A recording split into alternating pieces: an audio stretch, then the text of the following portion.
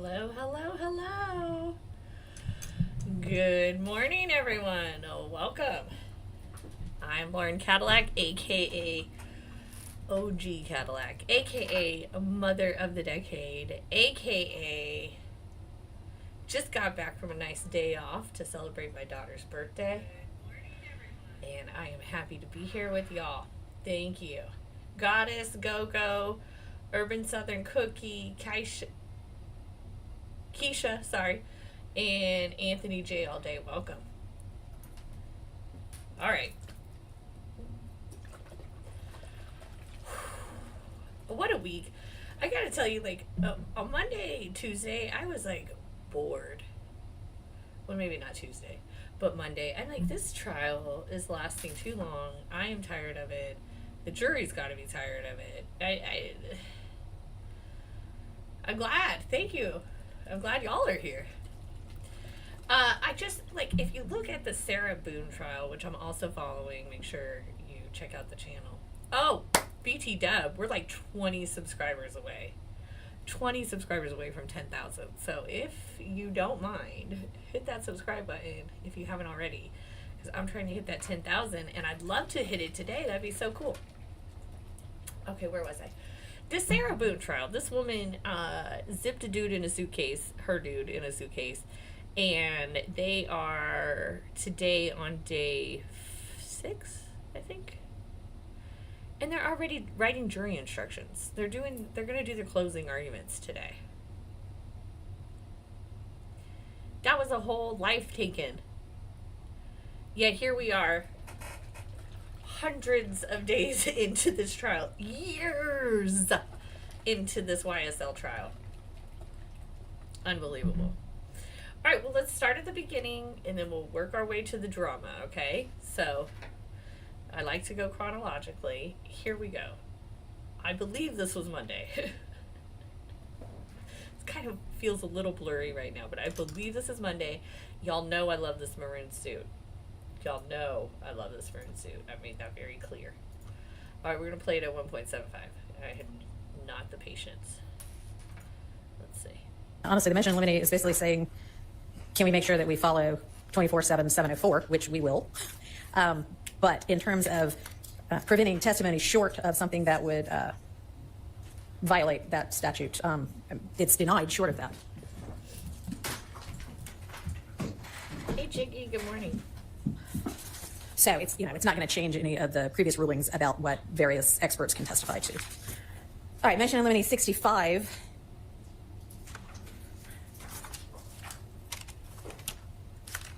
Love this outfit on Yak. Let me look at the response again real fast. I printed those out, but I didn't bring them with me this morning. Your So mouth give me a would second. be on. Oh. Actually, I think they're arriving right now. Okay, let's hear Miranda. Steve. There was no Miranda rights given to Mr. Navarrete. And the detective testifies on the witness stand and said, well, the reason I didn't follow up on this DNA swabs is based upon the client's or Mr. Navarrete's statement.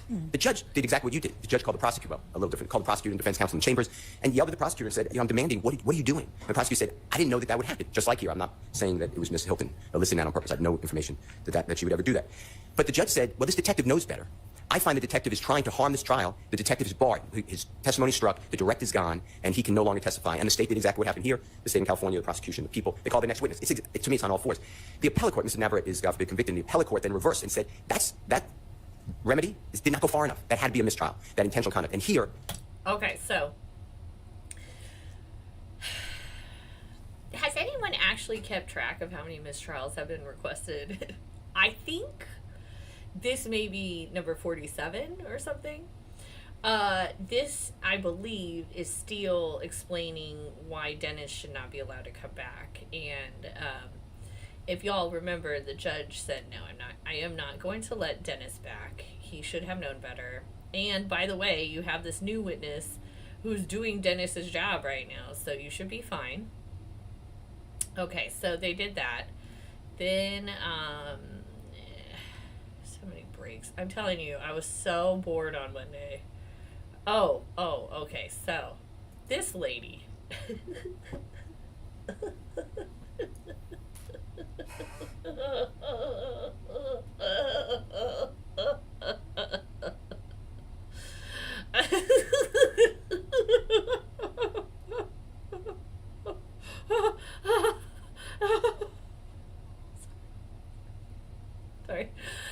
This lady was a expert.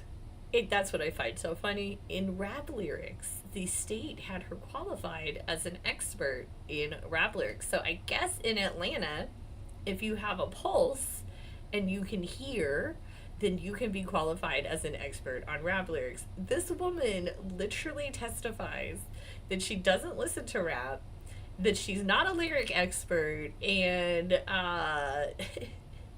it's hilarious. Through Defense Exhibits 220A through XX. And as we scroll down, I want you to tell me the dates. So remember, the prosecution can't have Dennis on to testify about the lyrics anymore. So now they have this lady. That are in January. And as you're looking at the dates here, you can slow down a little. As you're looking at the dates, are these dates, let me know first, do they appear to be in chronological order? I can't tell. My Okay. So I don't understand what this is necessarily, but she goes through all these things. She talks about lyrics. I'll direct you to 2019. Did you have the occasion to look at a post of an individual standing on a car? Yes. Permission to approach? You may approach the witness freely. I'm going to show you what the market 3TT, without telling me what is contained in the picture. Is that a picture that you've seen previously? Yes. And where did you first see this picture? On social media. And I'm going to check the authentication and foundation. I don't think that this detective has the personal knowledge of who took the photo, who posted it. Whoever posted the photo should be the one. Exactly. How are they authenticating shit they saw on social media? You cannot. Just think of the bots. Think of the bots. If everything that I saw with my eyes on social media could be authenticated by me, that would be nuts. It couldn't be. Just because I saw a post does not mean that I can authenticate that anything in that post is real. Think about all the shows they have and stuff where it's an influencer, but the influencer is actually like taking pictures in front of posters and fake, like photoshopping trees and shit. So the influencer says, oh, I'm in Bali or whatever. They just Photoshop everything around them. They're really in their living room. That's why we don't just allow social media in willy-nilly. And I cannot believe that the Georgia government allows these things to be authenticated just because someone saw them. It's unbelievable. How can she assert that what she's seeing is truthful? She can't. Go ahead. And specifically talking about the picture itself, what was of significance, without saying what's in the picture, what was the significance of the picture itself? Significance was disrespect from one gang to another. Okay. And I'm going to object to that Speculation. response and ask it to be struck. That is beyond 24-7-704B. Talks about the significance of somebody's Sustained. as a gang investigator, what was of note in that exhibit? There was an individual standing on a vehicle. Okay. And the vehicle, who did it belong to? Objection. Also speculation. If it's within her knowledge, don't speculate. It was Rayshon Bennett's vehicle, YSL Lucci. Okay. The whole thing And the is person on the speculation. vehicle, were they a member of, okay, were they associated with a rival gang of YPN Lucci's? Yes. Okay. And Objection, Your Honor. There's been no foundation laid for how this detective has knowledge about some. Actually, yeah, there has. Overruled. it was that The foundation is that she perused the fucking internet. Are you kidding me? Morning, everyone. I'm so glad everyone that could make it today. Thank you for being here. I'm so glad I don't practice in Fulton County, Georgia. I'm going to tell you that much. that of note when you all first saw this picture back when you first saw it? Yes. This time the state would like to admit Exhibit 3 TT into evidence. 3, TT? Yes, Your Honor. All right, it's admitted. Permission to publish. You may.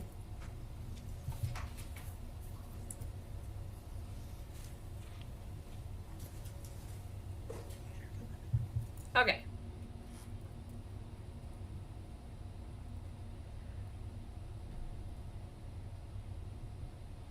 How easy is it to take a picture of someone and then take a picture of something and then use software to put the someone on the something? How easy is it?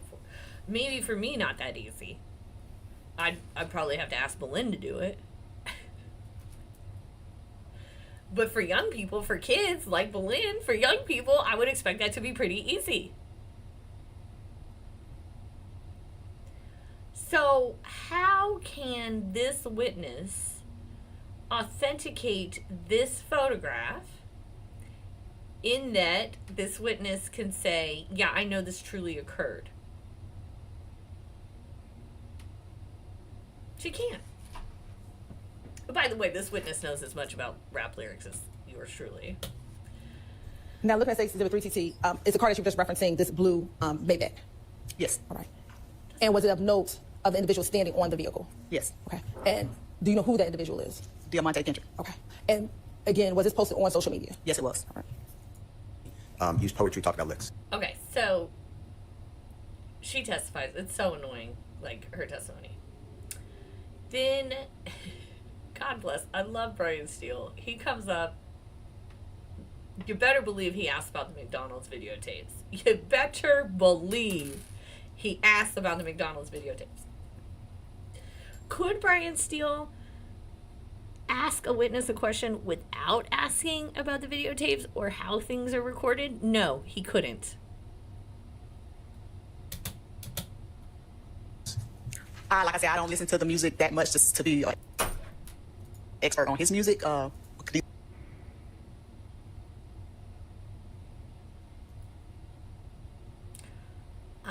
don't listen to the music that much. This lady and I are in the same boat. You know, they played a bunch of music videos. I don't know if it was on this day or the next day, but they played some music videos. And y'all, when I tell you I'm following this trial because I am interested in the legal aspects and the justice, every time I hear a new song, I'm like, yeah, I'm not interested in this at all. Me and this lady share the same level of interest in this music, okay? Morning, Tavonda. I'm so glad to see you here. Hilton tried to give Woody a fake screenshot of an Instagram conversation with him and Garlington when he was on the stand. Dude. We're going to get to the state and their manipulation in a minute. These couple of songs, he talked about licks, but I can't tell you definitely how many times, but I understand that that was a way of life for him and that he...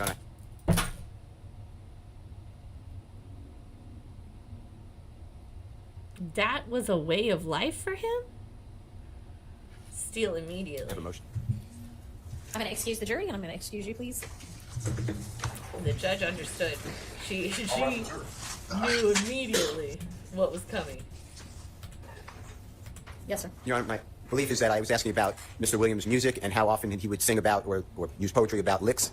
And the answer that came out is that is his, and I'm not quoting it, but so if I'm wrong, please apologize, but it just happened. I believe that's his way of life. Something to that effect. I believe that's character. This is again. Welcome, NRS Jenny. I shine, you shine, we shine just played. Welcome to Paralegal. Gang expert. This is a 10-year, 12-year police officer, gang unit, ATF affiliate, and it's just repetitive. We just had the same exact issue come up with the former retired Detective Dennis, and I just don't understand. You know, I'm asking questions. I did not. Steele is right. This is like literally the second alleged expert in a row to make this level of mistake. It's unbelievable. Invoke character, and I get that's his way of life. Whatever the quote is. Okay, I Mr. understand that was a way of life for him. Also, in the same answer, she's talking about not being an expert on his music, and I know she mentions lick as well. I don't think it comes anywhere near what happened with Investigator Dennis. I think that's a kind of vague, I do think it's somewhat non-responsive, but a vague answer that doesn't cross the line in the way that what Investigator Dennis said in his testimony, but I will have her back and instruct her, which frankly she'll know better anyway. But I do think it was kind of vague enough and wrapped up in enough other things. I'll give a curative instruction. So a second witness that should have known better, that makes this kind of statement, all of this like misconduct, all these mistakes, you know, 1 or 2 or 5 happen. I mean, we have been here watching this shit for 150 days, right? 5 to 10 mistakes over 150 days, that's human, right? That makes sense. But when you have literally every day a mistake, a error that oops, it was just an accident every single fucking day, this tells me several things. This tells me that in Fulton County courtrooms, people are not getting a fair trial. This tells me it's the culture of the Fulton County DA to ignore judges' rulings, to ignore the rules of court, to ignore the rules of evidence, and to put in front of the jury whatever they want to, and then just say, oops. And that has to be happening in courtrooms across Fulton County every day. There's no doubt in my mind after watching this for 150 days. These are not oopsies, okay? At a certain point, it's either gross negligence or you're doing this shit on purpose. If you all would like, or we can just move on. Or you'd prefer. I would just ask for the mistrial. I believe it will be denied, and that I could preserve it with a curative instruction. Yes. Okay. We need to probably take a break as well, so if you want to work on curative language, I'll just be a couple of minutes. All this fucking curative language. Let's look at it earlier and help the jurors. Okay.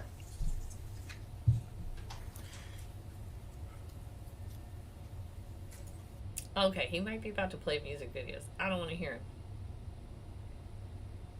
I did hear him, and I didn't think it was that great. Sorry, guys. I know you love this music. Good for you. My daughter loves, like, screaming metal music. So, you know, everyone has their own taste and style. This is just not mine.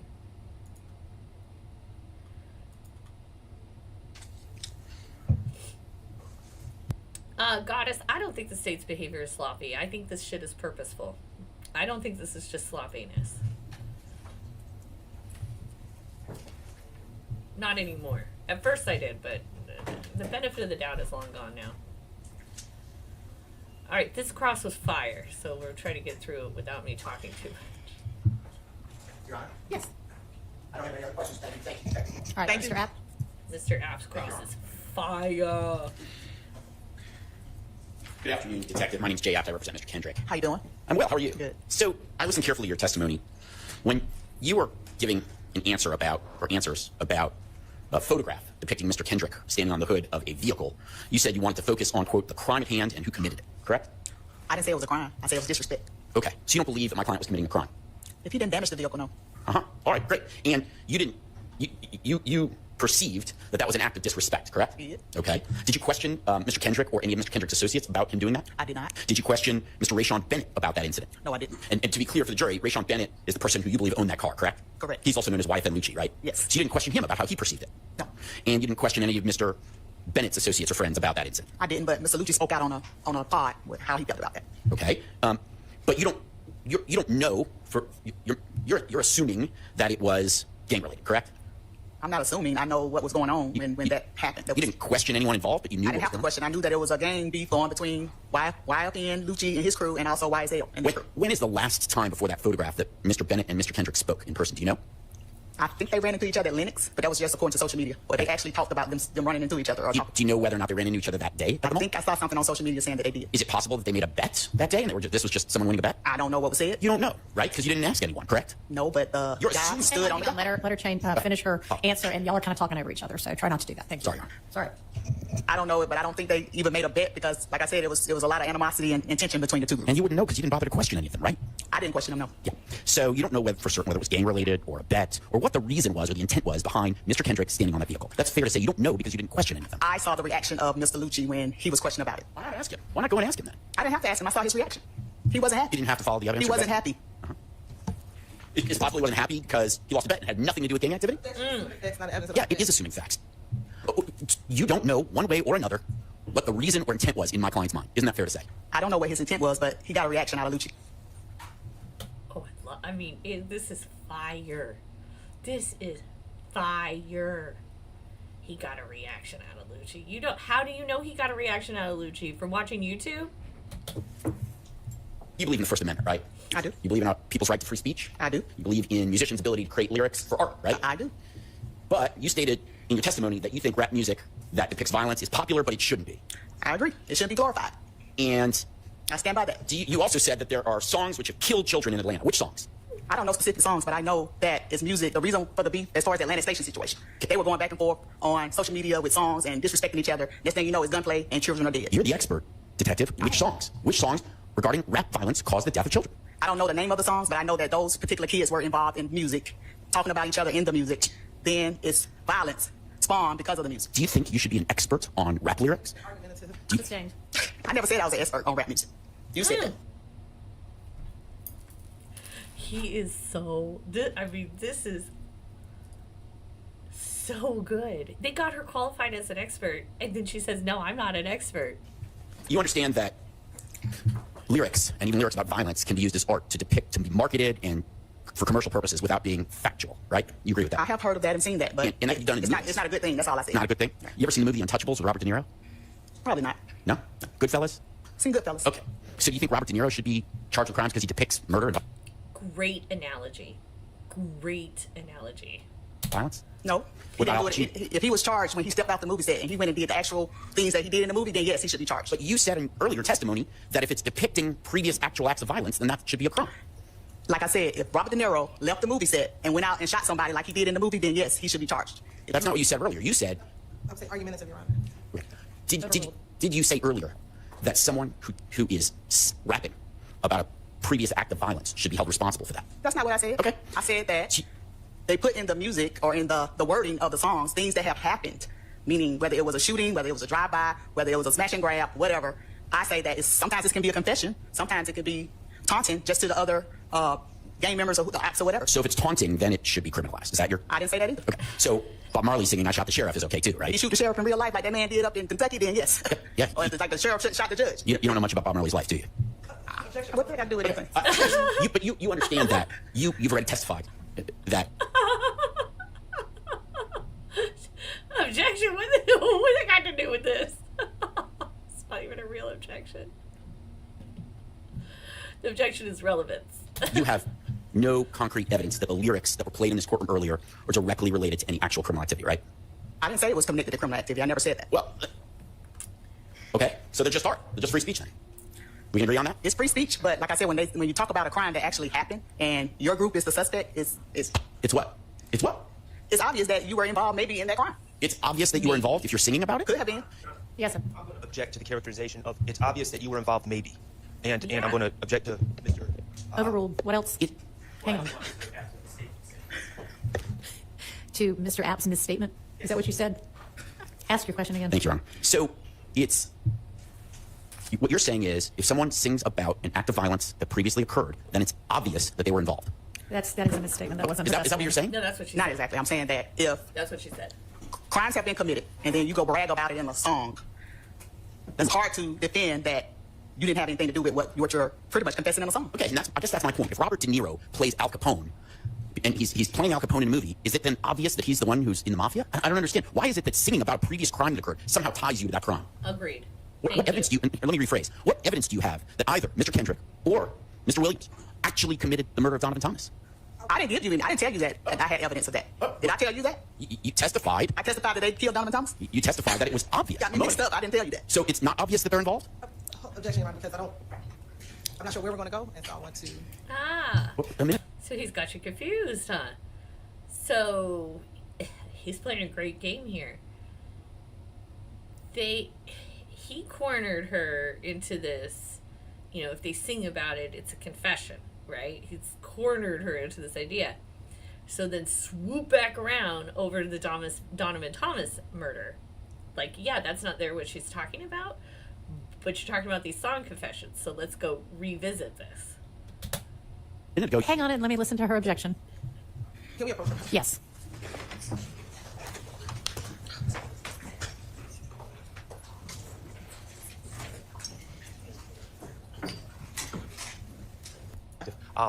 I represent Shannon Stillwell. I am not asking this question, and he is specifically asking about Mr. Kendrick. I would not anticipate that the answer would include pronouns such as they or things of that nature. And I would ask that anything be strictly limited to Mr. Kendrick. I understand. All right. Anybody else? I'll absolutely limit my questions relating only to Mr. Kendrick. All right. I represent Okay. I Shannon think we're ready to Stillwell. get the jury back. They may not be ready to come back, but.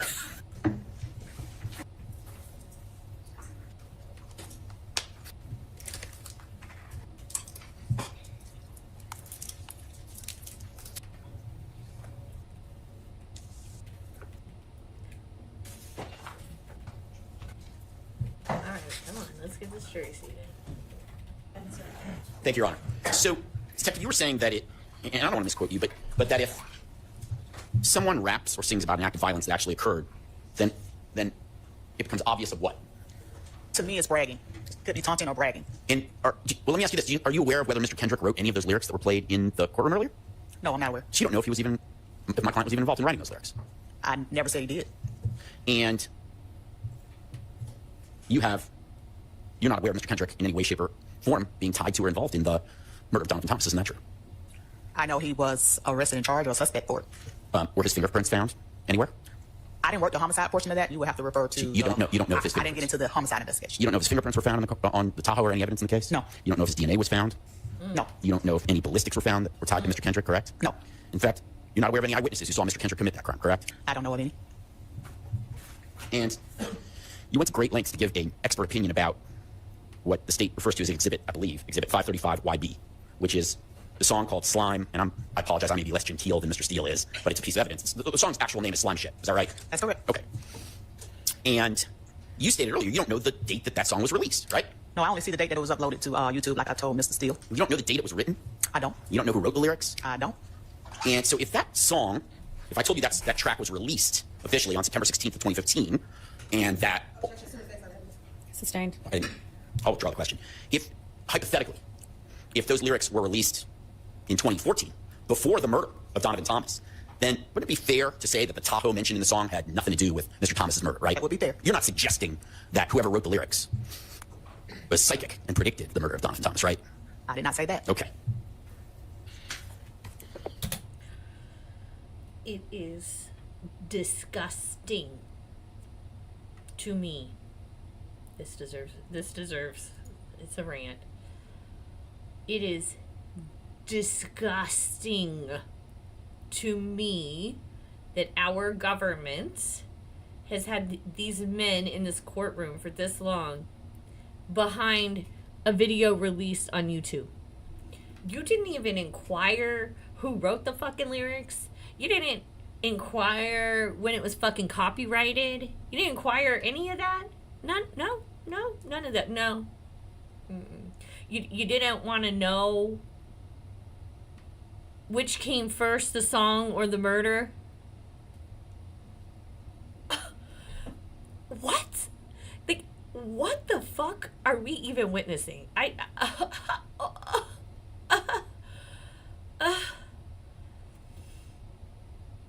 Hey, Red Bunny. Hey, another CG. I cannot.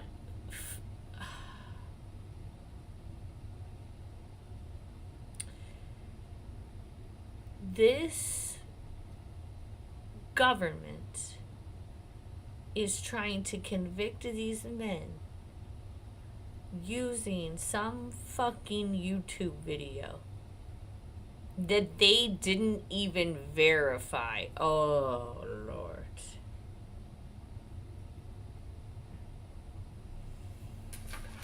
We should all demand better than this. Like, this is un-American. Okay, we should be up in arms behind this. What if the government came after you because you uploaded something after something else happened, and your something just happened to refer to something similar to what else happened, and now you're in jail?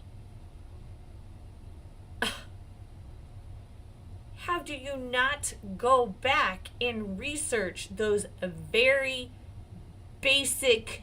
I feel like Nancy Drew would have done a better job. I swear to Christ. The gang unit is where Fulton County puts its laziest police. This is what I have decided. It's disgusting. Thank you. I have no other questions. All right, are there other concerns with questions for this witness coming up? That cross was fire. That cross was fire. Ugh, so good. Former agent? No, I'm actually a retired investigator, but I was a former task force officer. Retired investigator. Okay, retired investigator Underwood. My name is Max Shard. I represent Shannon Stillwell, okay? How you doing? I'm fine. How are you? Good, good. All right, good. First of all, I just want to get one thing out of the way. And I know you were answering a question. You brought up some Atlantic Station incident. That has nothing to do with this case, Oh, correct? no, it has nothing to do with this case. Okay. It was just referencing gang violence. Okay, cool. You, in preparation, you knew you were going to be testifying eventually, and you provided a CV I did. to the state, correct? I did. It's probably been a while, though, because I might have updated it since since I did my doctorate, maybe. Okay.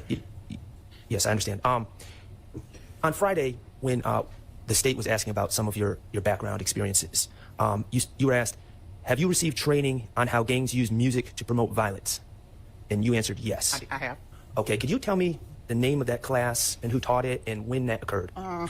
I have attended like the Georgia Gang Investigation Association training where, and I can't remember the name of the individual. I know Marissa Viverito has taught one at APD, but when I went to the GGIA one, I can't remember the name of the instructor, but I've had like at least 2 or 3 classes. So Marissa Viverito is someone who worked for the DA's office in Fulton County, correct? She used to. And she's also worked for the state of Georgia, correct? Yes. And you know her to be on the witness list for this case, correct? Okay. So she taught that class. She taught one of them. Okay. I've been to more than one. Well, who specifically talked about how gangs use music? What individual, what professor, or was it an artist that talked about that? Who was it? It wasn't a professor, it was law enforcement. Oh, law enforcement. Brilliant. Shard, God, he's just been a pleasure to watch, man. He is nailing this one. Okay, so you were trained by someone who's actually a witness in this case. You're trained by someone who works for the state government. Okay, yeah, so did a professor tell you this? No. Did someone in the music, did you talk to gang members?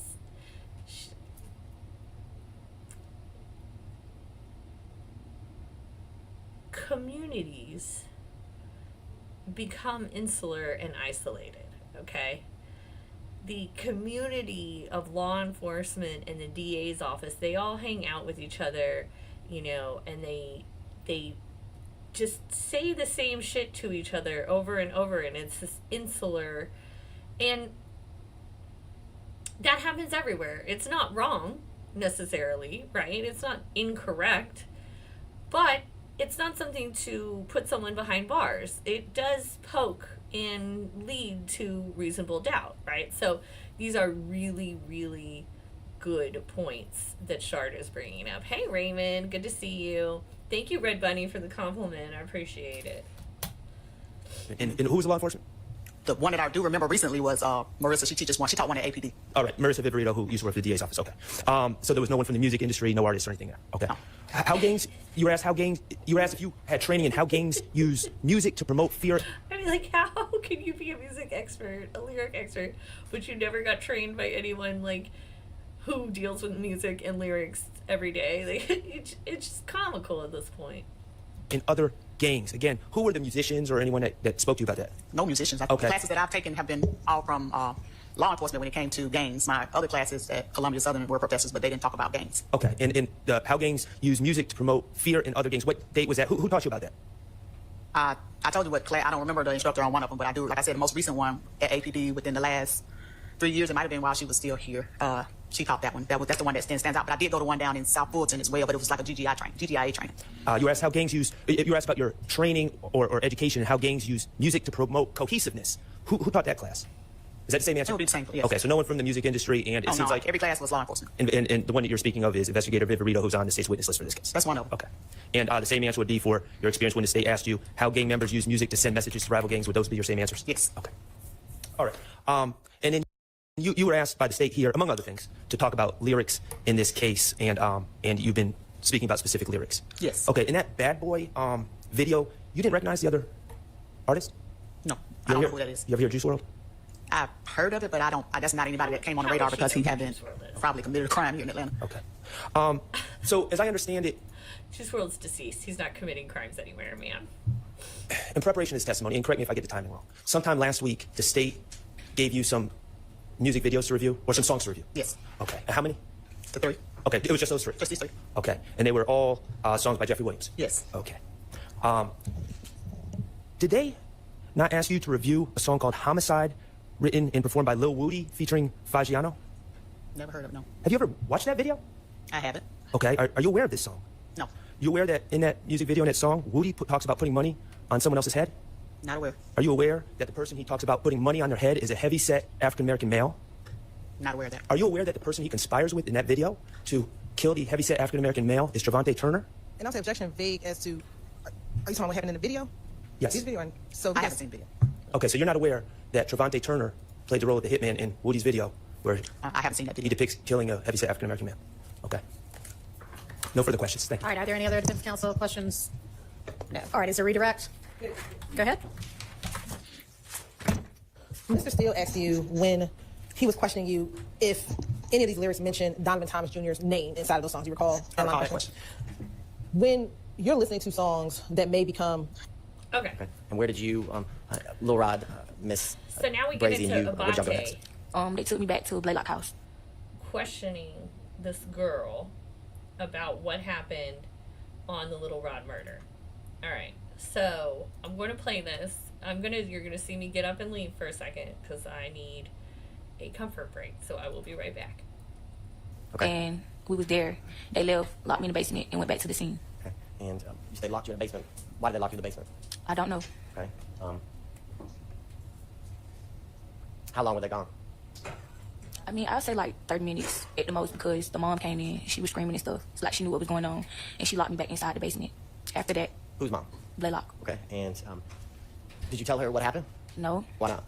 I mean, she was in a rage. She was looking for her son. Okay. And did the time that you, I guess, are locked in the basement, did you have a phone? Yes, I found like a little phone in there. I called my mom. I called her 2 times, but she never told me that no police was at her house right then. After that, I called my grandma. My grandma told me to call my mom back. I called my mama. My mama yelling and screaming. I'm inside her door at this point. I tell my mom where I'm at. At this point, I'm scared. I really don't know what to do. I didn't tell them that I talked to my mom when they came back. They just kept telling me that we was going to the basketball court. They come back. I play like I ain't talked to nobody or nothing. We all get ready to go out the house. The police pull up. Everybody take out running except me. Okay. Now, you said you found a phone in the basement to use. Did you have a phone that night? Your own phone? No, I didn't have no phone. No. Where was it? I mean, I didn't have my particular phone on me. I don't even think I had a phone Okay. at that moment.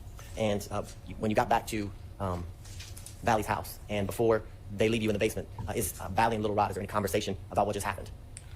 Yeah, like they was getting calls from people. People was telling them about. Speculation, hearsay. And let me ask a more direct question, okay? So, I should ask you this first. So, when you guys get to Valley's house, is he already there? Yeah. Okay. And you three go back, I guess. You, Miss Brazy, and Lil Rod, you all go down to the basement. Is that where Valley is?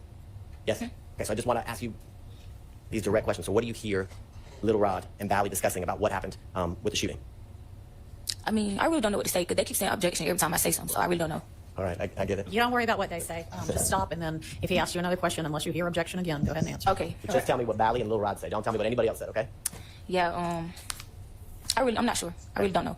Do they say, let me ask you this, are they talking about the shooting of the Charger? Yes. Okay, what do they say? I mean, I just hear Blaylock saying, "Oh man, I ain't know that was him." This and the third. Okay, and does Lil Rod say anything? I'm not sure. Okay, and as they continue to talk, would you say they're kind of bragging about the shooting? I'm not sure. Okay, and then how long, I guess you guys, let me back up. You said you're going, when they get back, you said you go to a basketball court?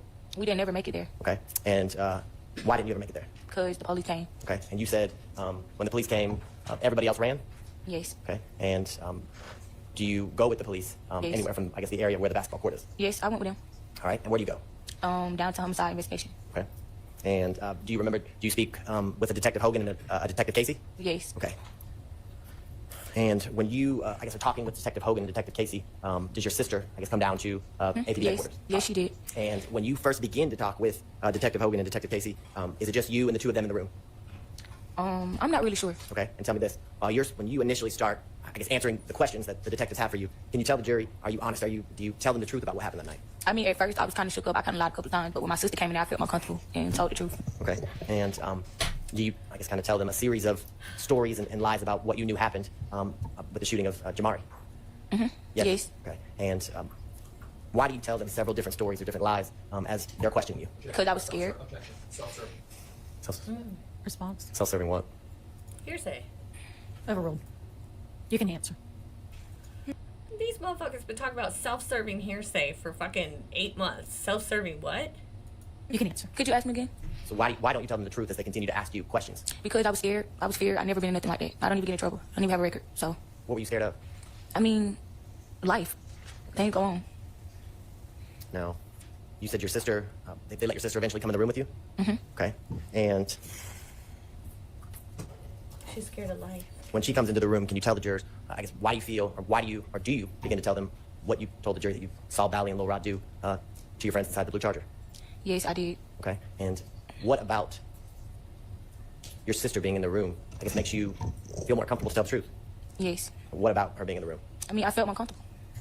Okay, why? because that's my sister. She was there with me. There's a lot of leading Okay. in this questioning. So, okay. All right. So Abate keeps questioning her. Then there's this whole discussion about the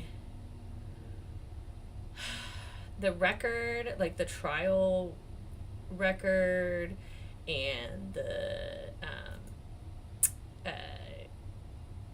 the guilty charge and all of these things. So all that happens. Then we go the next day. All right. So now we got Shard wearing the maroon suit. Loves it. Loves it. Love the gray sweater over here. Loving this blue suit. Okay, here we go. What's Shard Okay, gonna so say? it doesn't really matter whether we're on the same page about that. Are you on the same page? I mean, What I have said so far, do you agree that that's the law?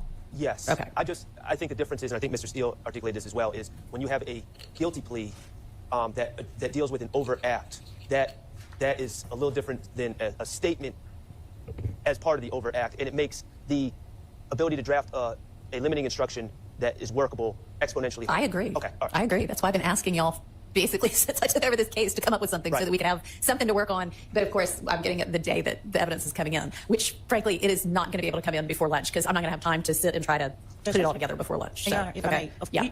The judge has so many like passive aggressive, underhanded comments. I love it. I'm like totally here for it because they're not aimed at me. So they work for me totally. Yeah, I've been asking for that since I took over, and of course I'm not getting it until the day of the testimony. Like, okay, Paige has a passive aggressive white lady side of her that I obviously relate to a great deal. And I just kind of love it. We don't have to even introduce that today. We can introduce that God, whenever not the this court tells voice us that, again. we've had enough time to litigate it. Okay. I appreciate that. I hate All right. With that regard to the Wooney Lee evidence, were y'all able to sort out the rest of that? I don't know if Right now, there's a 10-page PDF. Emailed. of the nuance. Appreciate that. Mr. Harvey. Yes, Judge. I spoke with Mr. Atkins yesterday with regard to some of the Winnie Lee Instagrams, Okay. and I don't know whether that was part of what he proposed. Came up before where there's a Instagram handle, then which it is included to not either a stipulation or something for the jury that, to the state's knowledge, does not believe. Well, that's fine. Do you have a It is a stipulation, reference. or will you have a stipulation by the time it comes in, if it's going to come in? Yes, Your Honor, I would like to. I think I'd have time to Okay. speak with Mr. Harvey and also probably Mr. Matthews about that. All right. That's right. Great. Thank you. All right, thank you. I do have some objections to some of the Wooney Lee exhibits. Specifically, there's two. There's a picture of my client wearing a trench coat, a denim trench coat. Important. This is very important. Let's listen. And it's a post, presumably by OG Boole is the post is under, and it says, "Ain't none more compatible than a trench, a carbon, while in the trenches," and then some hashtags, Freakway, NSLB, 2Bs, life size, and it says booking riches on the way. I get that these are allegedly my client's statements. They're statements by party opponent to deal with hearsay issues. However, in my time trying cases, the way I've always thought of it is if there's a picture, and there's no picture of a gun here, but I'm just using that as an analogy. If there's a picture of a gun with my client on social media, which there's no pictures of guns with Shannon, you would have to tie it to a specific crime. Otherwise, it's just bad character evidence, would have limited probative value, and would be excluded, presumably, or my argument would be excluded under 403. This is from September 18th, 2020. My client's charged with a murder in 2015. He's charged with a murder in 2022. So this is not close in time to any acts of violence that my client's alleged to have committed. And I acknowledge that ain't none more compatible than a trench of carbon while in the trenches could be viewed as a reference to a firearm. I'm not denying that. But what's the purpose, and is it anything more than just bad character evidence that suggests my client's around firearms? I just don't see any connection to any of the allegations in this case. So that's the first objection. Okay. All right. And then I have one more. What's the state's response? In what item of evidence is that? It is in the Dropbox. I'm sorry. Okay. Okay, so I think Shard is objecting to the whole piece of evidence. If you could help me out on Not that, just the what folder words. to? I am pulling that up right now, Your Honor, to orient both defense counsel and the court. Oh, look, I love writing her fucking notes. God, It should be I'm in working with her. the two drop boxes where evidence for Winnie Lee was sent was the co-conspirator larger drop box and also the witnesses 31 through 60. Folder, perhaps? I'll need to hear that. If the court permits, pull it up first and then. Sure.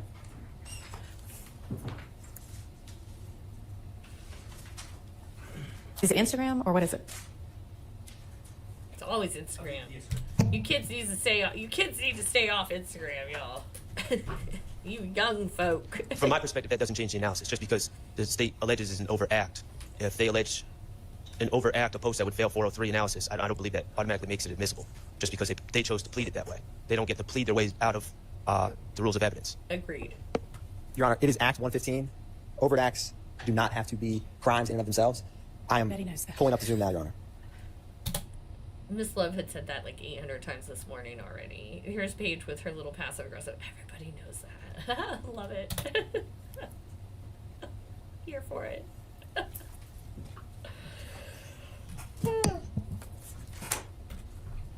Here it is. So, Your Honor, Also, by the way, this, you want to talk about a crime? You want to talk about a crime? This denim trench coat? That's the fucking crime, y'all. This right here is the crime. A denim who? There are so many issues along. Someone said, why should, oh, I have a great idea. Let me make a trench coat made out of denim. And then sat down and designed it. And then someone else went, oh, that's a brilliant idea. Let me sew it. And then someone else said, oh, sure, let's sell it. And then someone said, let me pay money for this thing.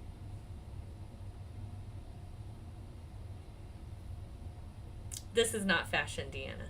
This is trash. Trashin'. This is the ugliest fucking coat I've ever seen. I cannot believe.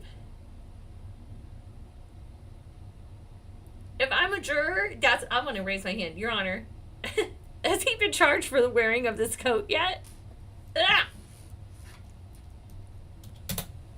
the court likes the state to make argument, but the state feels that, you know, whether this is an overt act or not an overt act. Oh, sorry, Your Honor. Life size. Yes, Your Honor. Whether this post furthers a conspiracy or not is what the parties respectfully will be arguing to the jury. And so when and if this Instagram post gets admitted, the state has to... Also, if I was a juror, I'd be like, we need to find Isnai Pa. And put them in jail, too. Connected and prove to the jury that it's an overt act in furtherance of the conspiracy, and defense counsel, of course, can cross and argue that it's not. And so the state doesn't feel that... The state, at this time, unless the court wants more argument, feels that overt acts do not have to be crimes. This is Act 115. The state is alleging that this public Instagram post referencing firearms, he says in the trenches, but having firearms is something that is an overt act of the conspiracy. All right, I'm going to overrule the 403 objection on that. What's the next one? Make sure that I preserve the 801D2 and 801D2E objection with regard to that particular statement. All right, well, that's overruled as well, but preserved. Thank you. The other one, Your Honor, is it's a verse from a song performed, a very good song by my client. Good song. It was, and this has been litigated, full disclosure, but I just want Your Honor to understand the argument because it was litigated in front of the prior judge. Mr. Stillwell in his song says, I beat a murder rap. He was on bond. He had requested a speedy trial. There was all sorts of things. He ends up on bond. It's been years since he's been arrested. He says, I beat a murder rap, paid my lawyer $30 for that. I don't know how much he paid. It wasn't me. But somehow, when we litigated it before, I beat a murder rap was deemed an admission. Like, I don't know. I've asked a lot of people this. Yeah, When you say I beat a murder crazy. rap, and universally, I figured maybe it's just me that I'm analyzing it wrong. Universally, everyone said to me, no, it just means you were charged and you beat it. It's not saying that you did it and I you agree beat with it. that. I think- I don't know how that's an admission. Okay, well, the jury hadn't been told it's an admission, have they? Well, why is it admissible then? Yeah. If it's not an admission, it's just a song saying I was It's an arrested. admission in evidentiary terms, like an admission by a party opponent. It is not, I would not view it necessarily as an admission that I committed murder and then got away with it. But that's not what we mean evidentially when we say it's admissible under the rules of evidence as an admission. It's an admission by a party opponent, which it is that. So, Except when we've been dealing with lyrics, and these are lyrics, we've been cognizant of First Amendment. yes, and everybody gets the right to say whatever they want, you know, within the bounds of the First Amendment. But if that is also something that might be able to incriminate them in some manner, then, you know, that's the choice they made. Okay. Well, I would just like to reiterate my objection under relevance in 403 because All right, historically saying I was arrested. Okay. So was there a second? There weren't any that, He just sent it. I personally think he would come up tomorrow. He could technically come up today, Your Honor. okay, So so now got it over the lunch there's hour. this whole discussion about which witnesses are coming. Now that's important for Lil Rod's lawyers. Yes, Your Honor. on Or, the day or after. now, if you can I have objections. agree then? No? Shortly. I think also, Judge, there were two additions to the state's. Oh, yes, thank you. So there were a couple of witnesses that y'all were asking not be shown. A couple of, and those are Court should be shown. asking, this was, for this week. You're just asking consideration be given that they also not be filmed. Yes, Your Honor. And I don't believe that either of those witnesses will be, I know they won't be before lunch. They may not be before the end of today. As a matter of fact, there's a 99% chance they won't be before the end of today. Okay, and y'all all have the email, right, that provides the rationale? Yes, Your Honor, we do have email. Anybody going to object to them not being filmed? Well, I'm going to generally object. However, I'd like to get some clarification from the prosecution regarding the coppage from the information that was presented in the All right, why don't we do that at the bench? Okay. Y'all come on up. Okay, they go to the bench. They talk about some stuff. They come back. The jury instruction that Mr. Steele begrudgingly provided the court to work on. And I am going to send that to Ms. Percival to email out to all of y'all. And I would like for anybody who wants to, including, I'm going to require the state to take a look at the jury instruction as preliminarily modified by the court from Mr. Steele and really try to work on the nuance of what it is that the jury needs to understand. And I'm not sure that, okay. Mr. Steele, your instruction was going to tell the jury you can't consider either the guilty plea of Mr. Kendrick or the jury conviction of Mr. Ryan in any way in determining whether anybody else is guilty, basically, of the RICO count. And so that's the difficult part that we need to parse out and be able to explain well, because this is evidence that Mr. Kendrick committed that particular overt act, and it is evidence that Mr. Ryan committed that particular overt act. That's a fact. How that can be used, if at all, in considering anybody else's RICO count is what we need to be specific and correct in explaining to the jury. And so I need y'all to take a look at, you know, what it is right now and try to get that crystallized for me. Your Honor, when the court asked me to make it more specific and nuanced, that's what I was sitting here working on. Okay. So if the court wants me to not work individually and work from the one that the court sent, I'll send it to you if you find it to be helpful. Okay. Take the best of all of them and put it all together. But I really appreciate y'all's assistance on those. And believe me, this is not anywhere near in final form. It's just what I had a chance to do in the last few minutes. All right, okay. First of all, the jury instruction is going to be a goddamn nightmare. You have already these exceptions and the this and the curative and the this and the that. And then you got to come together and write the jury instructions. It's going to take 5 weeks. It's going to be ridiculous. All right, we're going to get in. I'm doing a replay. If you're new here, I'm Lauren Cadillac. I replay and I critique the trial, what we've seen in the week before. I do it every Friday morning. If they're in court, we watch them live together. Today they are not in court because there's so much drama going on, but we haven't gotten there yet. So we're getting there. We're still on Tuesday. All right. Misty Williams does not speak much, but when she does, I love it. Okay, if you recall in the opening, she told the jury to get their popcorn because this was going to be a circus, right? She didn't say a whole lot, but when she said it, it was good. So let's watch this cross because I think it's phenomenal. Good morning, Ms. Smith. So yesterday on Direct, you said that you used to hang out at Bolly's house? Excuse me? Yesterday on Direct, you said you used to hang out at Bolly's house? Correct. And you used to hang out on the 3rd floor? It was everywhere, all over the house. Okay, so you used to hang out on the bottom floor, the main All house? over the house. And so it's a 3-story house? I'm not sure. You're not sure? Okay.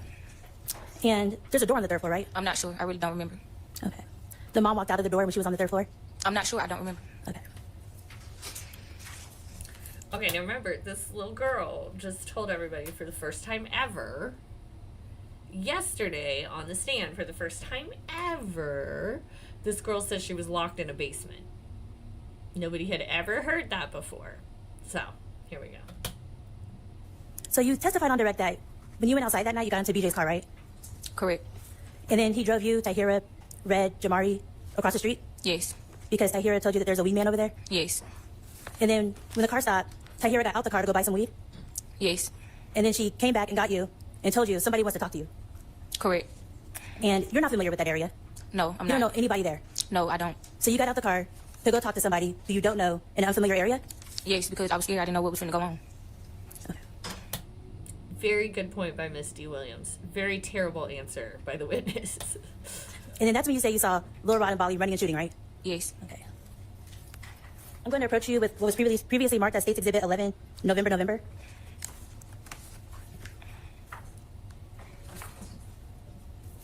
And I like that she doesn't ask the witness if she can approach. I hate how Steele does that. I'm not asking you if I can approach. I'm telling you I'm approaching you. This is my courtroom. Your Honor, may I approach? You may. You recognize this exhibit? Yes. So I'm going to hand you a copy of this exhibit. Here you go. And we're going to mark it as defense exhibit 1RR. I'm going to leave this with you.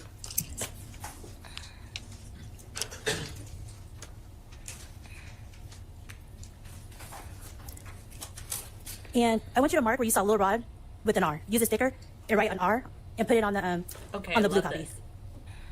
I love this too because she's having the girl create a demonstrative with the evidence. Now, this is something she's going to be able to present and show to the jury at the closing. Hey, you remember this? Remember she said these people were not there? Fantastic.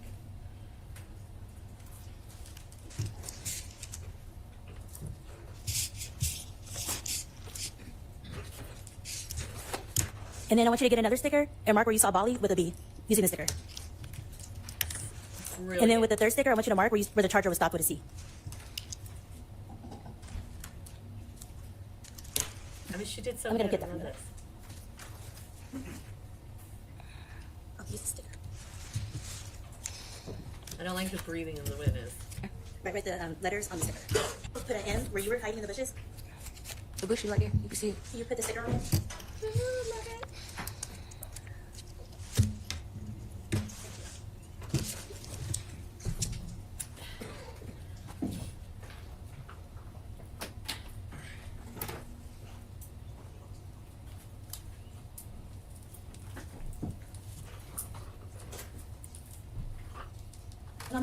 I'll move to admit this as defense exhibit 1, Romeo into evidence.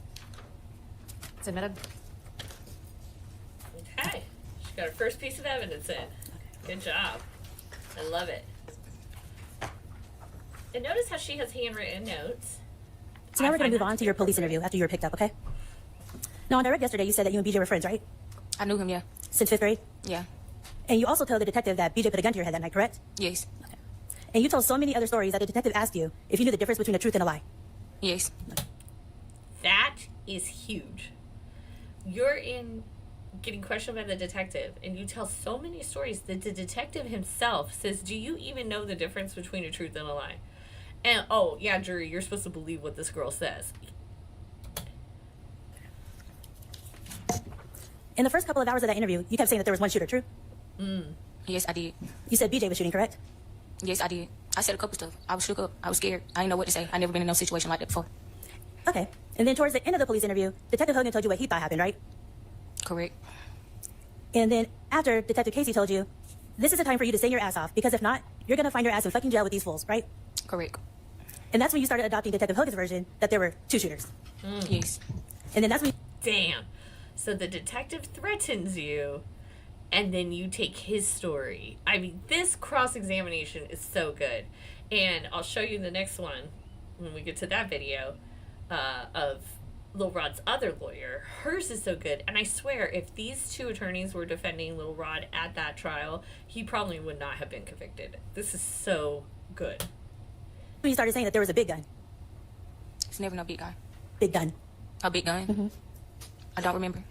And that's when you started putting Lil Rod in your story, correct? Yes. So let's fast forward to the previous hearing in September of 2021 when you provided testimony, okay? And that's the first time anybody ever heard about you being trapped on this bottom floor, correct? No. Who'd you tell? Told the police. You told Detective Hogan? No, I told the police when they came to get me. Where I was, inside the house. So you told them on the way to the police station that you were trapped in the house? No, I told my mom over the phone. You told your mother? Yes, that's how the police knew where I was. Okay. And did Detective Hogan bring that up during your interview? I'm not sure. I don't remember. So would it refresh your memory to look at your prior testimony from your prior hearing? Okay. Okay, so this is impeaching. This is a traditional impeachment, right? Like, she has this Your Honor, may I approach? record. She has record of the That girl's looks like a pretty big binder. Are you going to point her to something in particular? Go to page 866. Of course she's going to point her somewhere, Judge. It's like a 1,000-page document. So And then to yourself, question. read lines 6 through 13. To myself? To yourself. And when you're done reading, you can just close the book or just look at it, so I know that you're done.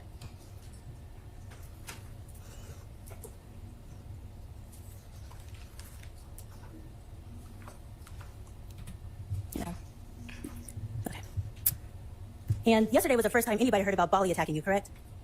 Correct. You kept that secret for about, like, 2019, 20, 21, 22, like 5, 6 years? Correct. Okay.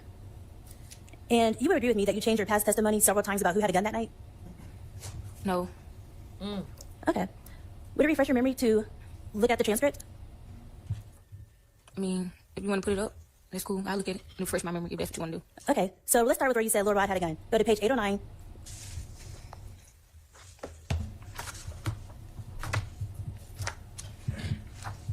Can you approach for just a second?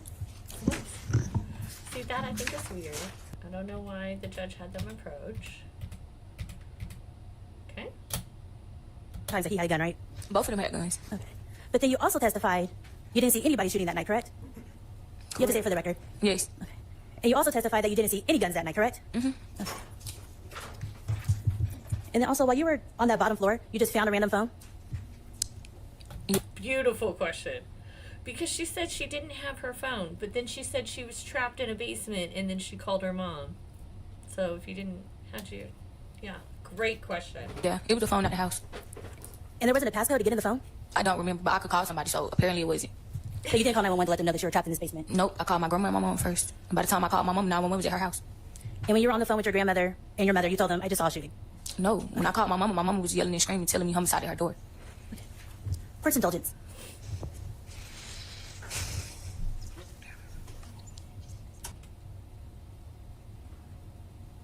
Mr. Honor, thank you. All right, are there other defense attorneys with questions for this witness? May I retrieve my... Yes, certainly. On cross, do you remember the defense counsel asking you about? Okay. So she destroyed him. Then some like Didn't see any guns. DA that I do not understand how Fulton County is doing things. Okay, so we've had Sprinkle testify. He's a DA, but he was like being a detective. And then we had testimony from this other DA, and he like investigated all of the Instagram stuff about the Lil Rod killing. And I'm like, why? Oh, no, hold on. I already know. Hold on. I know. I solved it. I solved the mystery. The cops and detectives in Fulton County are so lazy that if the DA wants to be able to prosecute anyone, the DA, has to go do all the work. That's what I've concluded. That's my conclusion. That's my speculative conclusion, but I think it's pretty right on.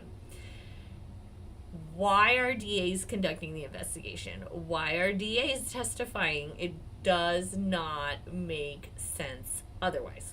Just doesn't even make sense. So the next guy that gets up is so fucking boring. No, Hogan comes the next day. The dude is he's so boring, he's so ugly, and his ugliness has nothing to do with it, but it was just boring. Although what I'm told came out is that the young lady who was testifying, I think that's Mariah, I don't know, but the young lady who was testifying was having schmecks with the little boys. She's 20 and she's schmexing with Lil Rod and his little friend, and that's why she's hanging out at their house. They're like 14, 15, 16, these little boys, and she's 20.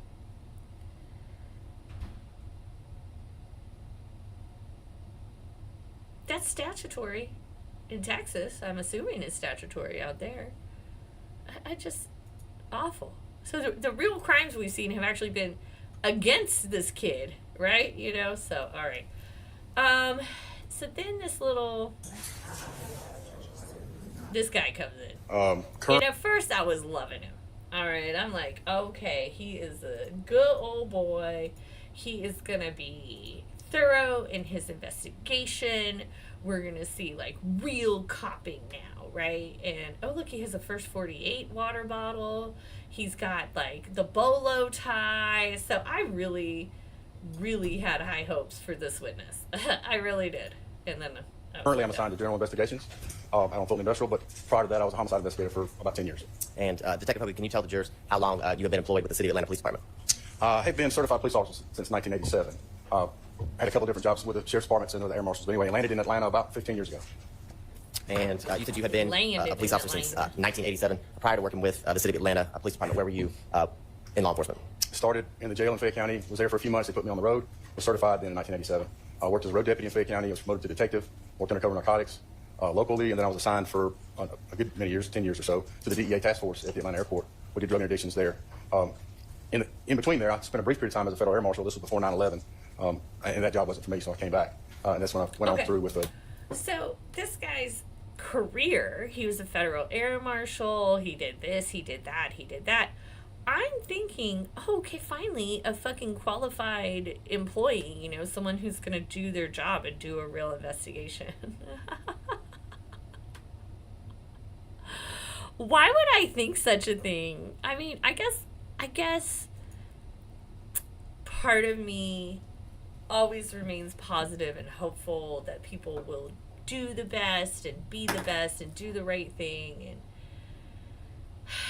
I'm always wrong, y'all. I'm always wrong. All right, we're going to play this. You'll see a little emptiness in the screen, but we're going to be watching here together. Here we go. All right, good morning, Detective. Good morning. Because she smokes his ass, y'all. She smokes him so hard. I'm talking. Watch it. We'll watch it together. Coming into today, you had a chance to review the interviews you did with the witnesses you spoke to? Not all of them, but yes. Okay. You haven't had a chance to review them? I haven't reviewed, I reviewed Mr. Mitchell and Mr. Ruten's recently. The others have not. Okay. All right, so I want to start. You've been an officer for quite a while, yes? Yes. And so you know that when you are getting information from people, it is of the utmost importance to make sure it's accurate, right? Yes. And that's one thing you were doing with Ms. Smith, is confronting her with facts to test whether what she was saying was accurate, correct? That's correct. All right. And especially in a situation kind of with young people, they may not always be fully forthcoming in the beginning, correct? It's not limited to young people, but yes. Right. Especially if they think there's something they could get in trouble for, correct? Yes. All right. And the folks that you were speaking with in this situation, they were not, well, the two young men you spoke with, they were not lawfully allowed to have weapons, were they? No, I don't think so. Okay. So that's something they theoretically could get in trouble for if they admitted to it? Yes. Okay. So when you're speaking with them, when you're speaking with Ms. Smith, you're asking questions to make sure you can verify things. One of the things you told Mr. Mitchell you would do was get his Instagram records, correct? I may have. That doesn't come to mind off the top of my head, but it would be something I would do. I don't know if I told him that. Would it help refresh your recollection to see a copy of a transcript from that interview? Sure, yeah. Right.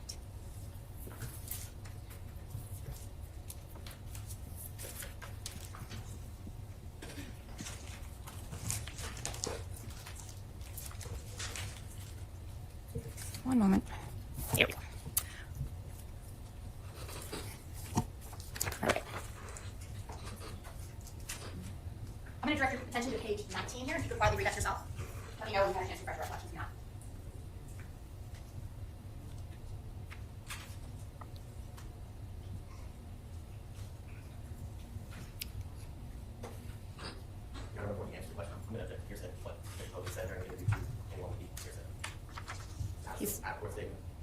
He's on the stand. He can repeat what he said. Oh, that doesn't make it not hearsay, but... And I can ask whether he asked somebody. Yeah, I think it's not hearsay in this circumstance, so overruled. I mean, in this circumstance, it would be... That's overruled, so... So were you planning on getting Mr. Mitchell's Instagram records? I may have been. I mean, it's hard to say. This was a lot of years ago, so it's part of my tools that I use for in each, or any case that I have that I work. If there's an opportunity to pull those, and I need those, then yes. But I don't remember if I wrote a warrant for his Instagram or not. Okay. You certainly said if you have the opportunity, you certainly had the opportunity, right? Yes. Okay. And with those, if you had them, you could come back to him and say, hey, was this true? Was this not true from what you told me, correct? Yes, I could, yeah. Okay. And Mr. Mitchell and Mr. Eaton, they were both cooperative, correct? Yes. So if you wanted to follow up with them, they gave you no indication that they wouldn't speak to you or anything like that. They were readily available. Yes, not at the time. They were cooperating with me that day, yes. You didn't attempt to contact them any other times, though, did you? I don't recall doing so, no. Okay. So in this case, do you recall what search warrants you did take out? No, not all of them, no. Okay. Do you recall taking out warrants for Instagram records? I do. Do you recall whose records you requested? No, I got Little Rod's, I got Valley's, and without going through the index on my report, I can't tell you exactly, but I know I got Little Rod's and I got Valley's. I got Rodelius Ryan's, and I got Devin Blaylock's. May have got Mariah's and Brazy's as well, the Tyra Hartfield and Smith. Okay. What was your purpose in getting those records? Just any information there that might help with the investigation. Okay. Did you look at those records? Not personally, no. I looked at some of the pictures. It comes in a format. Again, as I indicated, I'm not a computer guy. I'm not even on social media. I gave that information to somebody who could put it in a format that was easier to read, and then those people looked through it and they let me know what they found. Yeah. So it wasn't for you to get more information. It comes in a format. Everything comes in a format. Someone else was supposed to get more The information. information was going to come to me. It just didn't come through me. So at what point did you get the information of what was contained in those Instagram messages? When they gave it to me, I don't know what day it was. Who's they? I don't remember who the analyst was that did the examination of those records. Okay. And the examination of those records, I would assume you included in your report? Some of them, yes. Some of them. Could you let me know then when? I assume if you put them in your report, it says then when you got them, correct? It says when I put it in the report. Let me see. I mean, that's something you would put in the report, right? When it jumps out at me was from February the 26th of 2019. Somebody sent me an Instagram post on that day, and it was a short video that showed Mr. Ryan riding in a car. Okay, but that's not the Instagram records, right?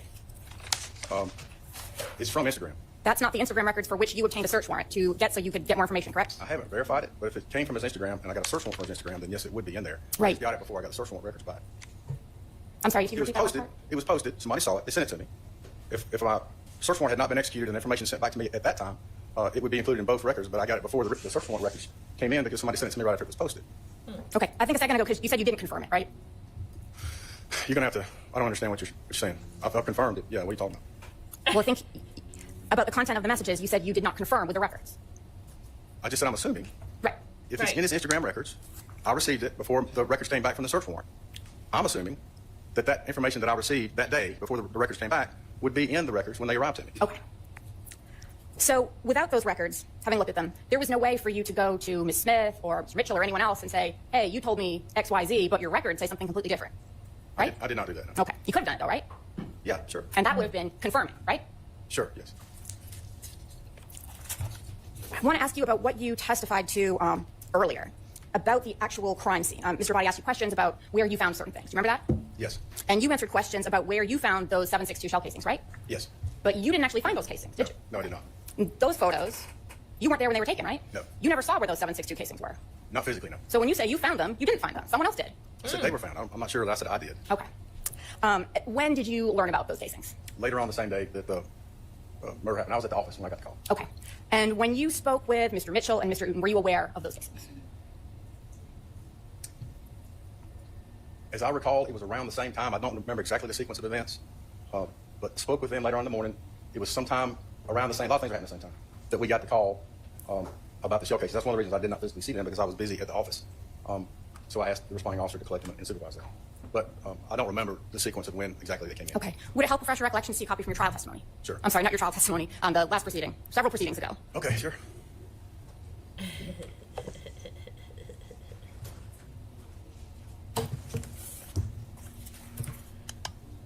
She gets him so good.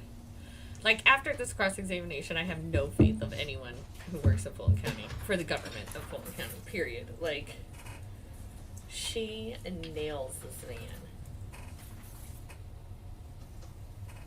And I don't know why I have this, like, idea that people should and would do their job.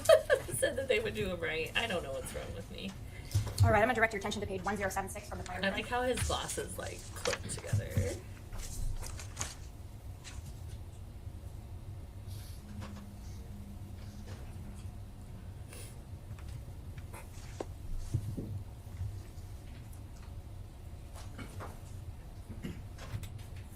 Slow reader.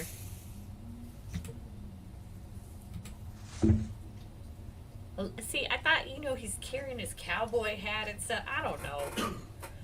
I just figured he was like, All right, so what's your question again? If when you spoke with Mr. Mitchell and Mr. Uten, you were aware of the 7.62 shell casings. I was aware that they described to me two shooters, but I don't recall if I knew about the shell cases at that time. I may have, I don't remember. You said that they described to you two shooters? Yes. Okay. You've got a transcript in front of you, so you've testified about this before, correct? This matter? Yes. Okay. And you don't recall the attorneys asking you at length whether anyone besides Ms. Smith mentioned two shooters? I read here that they were asking me about that, yes.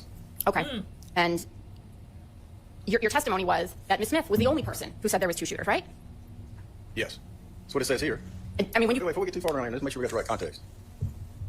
You want to flip to page 1100? No, let me read these first. Okay. Y'all, most public defenders are really good lawyers. On They were trying to determine if starting she. out in their career. I don't need you to testify about what someone else is trying to do. So what I'm saying is context matters. In this particular instance, I was describing my interview with her, and in the process of the interview, when I was conferring with evidence, I told her that I had 2 sets of shell cases. Yes, I understand that.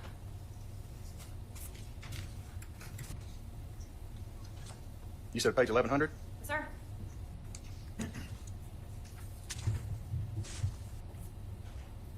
Okay. Yeah, finally. So having reviewed that page, Mariah was the only person who said there was 2 shooters, right? According to that transcript, yes, ma'am. That was your sworn testimony under oath, right? That's what I said. Yes, yes, yes. Okay, so that was the truth that you said then, right? Yes. She got him so bad, y'all. Oh shit, she got him. Mariah said it. Well, but that's the transcript, right? Yeah. So that's the truth. Yes.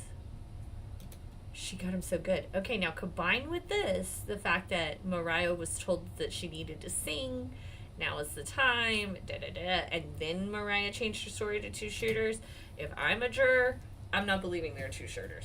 I'm not believing it at all. There's not 2 shooters.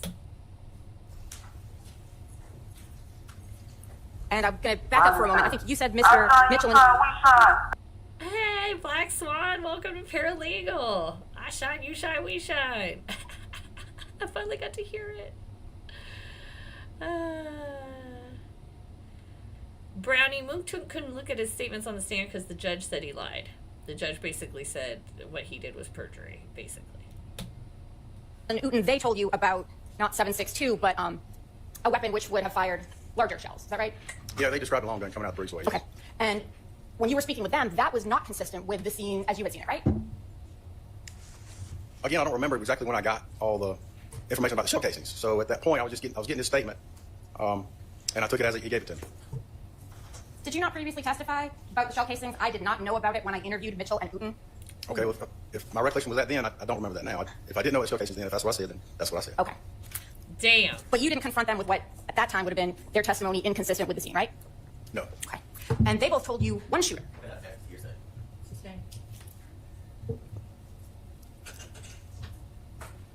The number of shooters they told you was not the same as Ms. Smith, correct? That's the same question, just worded differently. We've already been through this. I'm going to overrule that one. Hey, Tall Glass. Bernard Mitchell described the shooter coming out of the breezeway, and also the shooter when he was going around. He was right beside. He described the person right outside the car, shooting in the car. So that would be Dreads and a hoodie. So that would be he described to you 2 shooters, based on what you just told me. Yes, based on my reviewing my interview with him the other day. Okay. So were you lying then or are you lying now? Which trial did you lie at, sir? No, Black Swan, there's no mistrial yet, and I'm going to analyze that when we get closer to... All right. I'm gonna have to take, so you don't recall testifying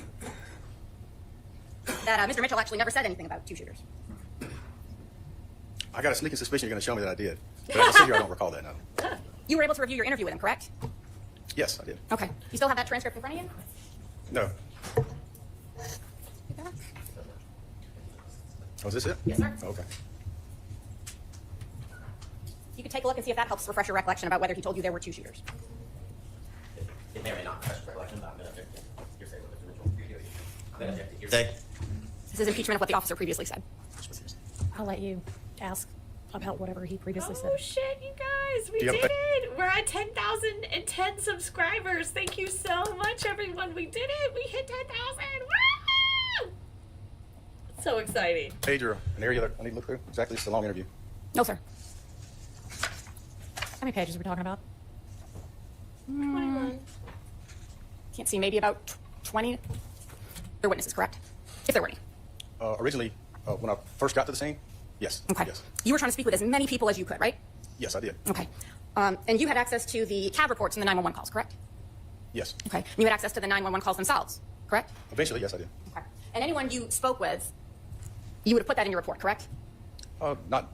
Yes, most of the general information. I don't necessarily put all the details, but yes. Okay, but like their name, right? Not always. If they don't wish for their name to be included, if I can exclude them, I will. Fair. But you never spoke to the 911 callers, did you? No. Even though you had their name and contact information, right? That's right. Even though you were aware that one of them wanted to speak to the police, right? If I was aware of that, I would have spoken with him. This is what I'm talking about. Nancy Drew would do a better job at solving this crime. You had 911 callers. You never talked to either of them? No? Like, literally the people who called 911 while it's happening, you didn't decide to get their side of the story? Like, what they saw? Crazy.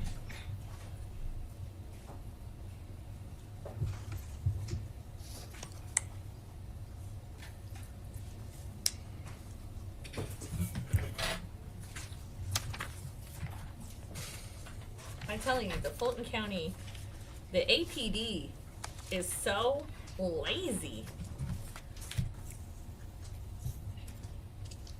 Okay. Okay. And that is one of the CAB reports you reviewed, correct? It appears to be a CAB report from the case. I can't say I reviewed it, but this seemed to be from the case, yes. So you didn't review CAB, you did. Well, I look at it, I verify that it's got the right address on there, and if there's any information as the case progresses, and if I need to keep back in touch with anybody like a 911 caller, I would do that. Okay. So you didn't see the... And I would use a CAB report to get that number. Okay. You know, in this particular case, I didn't see the instance to it. Didn't need it. You didn't need to see the person who wanted to speak with you? I wasn't aware of that person. So you didn't review CAB? I looked at the front page. I didn't read every word. No, ma'am. Okay. So you didn't listen to the 911 calls? No. Oh. So wait, you did? So if you're trying to speak to as many witnesses as you can, why wouldn't you speak to the 911 caller who wants to speak with you? Again, I didn't get the word that they wanted to speak with, or I would have. My plate was pretty full. I talked to a lot of people when I did a lot of work that day. Oh, okay. You're too busy. Yes, I was busy. Okay. Perfect response. Juan, I play them fast, 1.75, so we can get through it.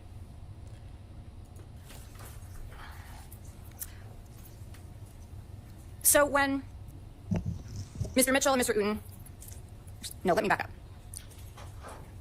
The photos of the 762 shells, you didn't take those, correct? I did not. Okay, were they just sent to you, is that right? Yeah, they were included with the report, yes. Okay.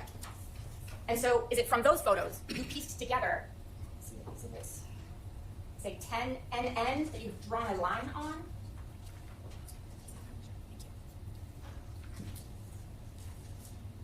Oh, he was very busy, Tall Glass. How could he do work? He was very busy. He's too busy to investigate. 10 NN, you drew this line, correct? I did. Okay. And this Earth image or whatever it is, that accurately depicted the apartment complex as you observed it, correct? That's correct. Okay. So, and the line on the left side where it starts, that's your belief, that's where the 762 shell casings were? That's right. All right. I'm going to put up on the screen for you what has been admitted as 59 NN.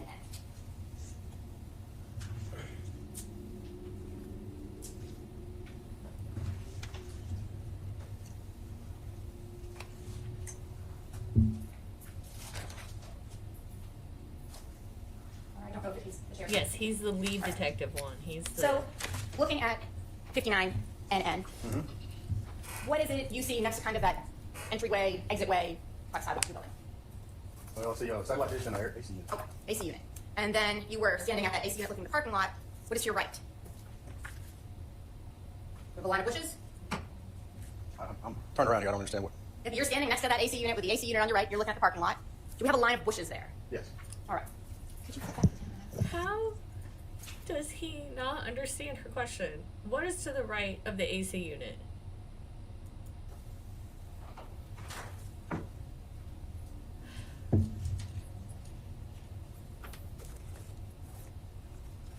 So looking at 10 NN, officer, you said it was consistent. What happened to that line of bushes? They're not there. Okay, what happened to the AC unit? It's not there. So how is that possible? Well, when I got the information from the officer, I memorialized what he told me, what he found. He said it's by the Y building. I was assuming that Y building was where I indicated right there. Oh, okay, so you just assumed that. I did, yeah. You guys see Abate's? Hold on, we're gonna watch that. Just watch Abate when this guy says, "I assumed." Found. He said it's by the Y building. I was assuming Watch. that Y building was where I indicated right there. Oh, okay, so you just assumed that. I did, yeah. Okay. It's in the same complex. The picture with the showcase is in the same complex. I think it's at the next building back in that. This guy said, "I assumed." You have these people convicted on murder based off your fucking assumptions? Okay.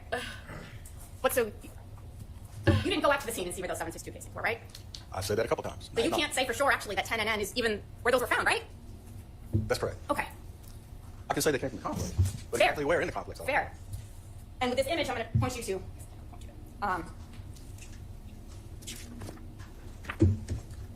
That corner right there, right? Yes. That's where Ms. Smith indicated one of the shooters would be, correct? I don't recall that. Where do you recall she said the shooters were? She said, if my recollection is correct, she saw somebody walking down the breezeway. Here? Yes. I believe, yes. Okay. So all those casings should be right there. Yeah, but the buildings are very similar in design, and there's two sets. So there's a breezeway that goes through both sets of buildings. Okay. So they're very similar. So It's easily confused, is what I'm saying, as far as locations, because the buildings look very similar. Okay. So you may have been easily confused, right? I was confused, yes. Okay. How the...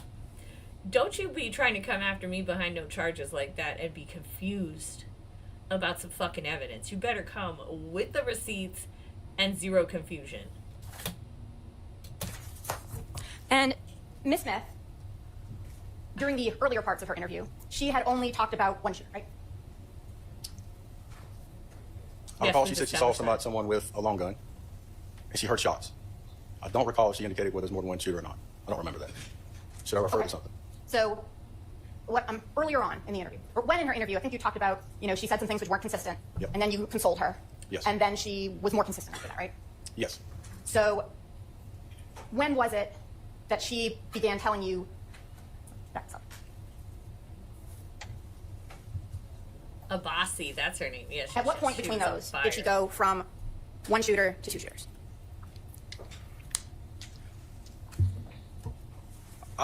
I know what she described to me. She said she described the two guys that she was with, and she described each one of them having a different kind of weapon. I recall that. I don't recall that she stated that she saw anybody. She stated that she heard shots and ran. Okay. Saw both of them with guns, but I don't recall that she said she saw them shoot. Yes. My question was, when in her interview, before or after the consoling? It was after the consoling. Okay. Because before that, it was only one shooter, right? I knew that story she was telling me was crap, so I really wasn't paying much attention to it. Okay. So I don't remember what she said. And it was between what was the consoling? I'll go there. What was what? When you consoled her. Mm-hmm. What do you mean by that? Well, I'm a husband and a father. I've got a daughter. I just spoke to her in a fatherly tone, assured her of her safety, and calmed her down and encouraged her to tell the truth. Okay.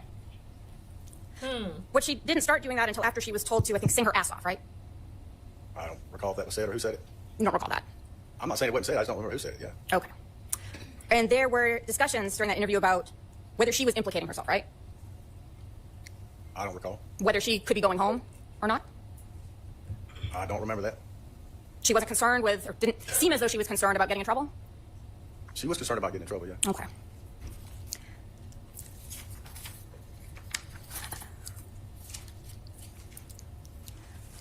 And so on. Back it up. She came in, she's telling you a bunch of things, they're not adding up. You console her, and then she is telling you something consistent with the evidence, right? Yes. Okay. But that part didn't happen until you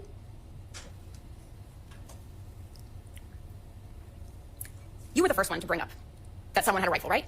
There we go. As opposed to just a small gun, right? I indicated that there were two types of shell casings, a rifle round and a small caliber. Okay. Before that, she had not described two types of rounds, correct?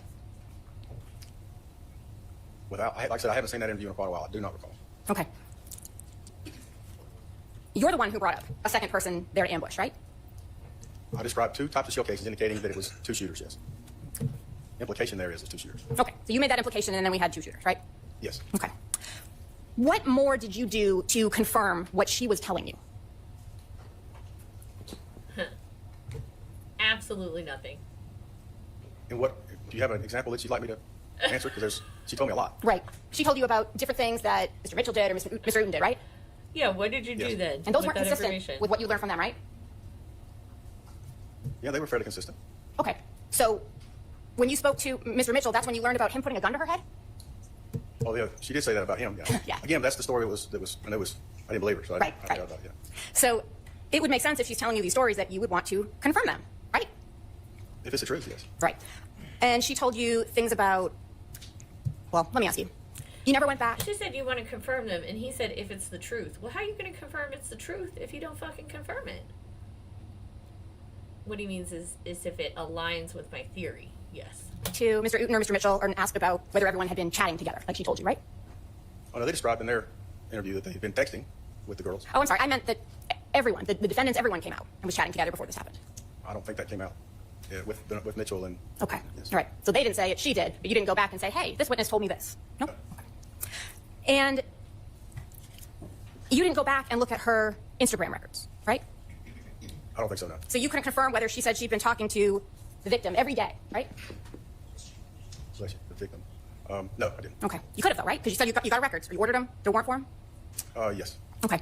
And she told you about a specific type of van that Mr. Ryan's mother drove, correct? Yes. You didn't go check and see if she actually had a van like that, did you? Yes. You did? Yes. And that's in your report? I don't think so, but I did do it. I noticed it. I mean, it might be in the report. We went to go talk to his mother. Mm-hmm. She was cooperative, right? She was. You didn't ask to search the van, did you? No. And that van would have been, based on what you were told, used basically as a getaway vehicle, right? Yes. So it could have a murder weapon in it, right? Yes. Could have gunshot residue all over the steering wheel, right? No, unless it was shot from the car. Okay. Those wouldn't transfer from someone's hands? I don't know, maybe. Maybe.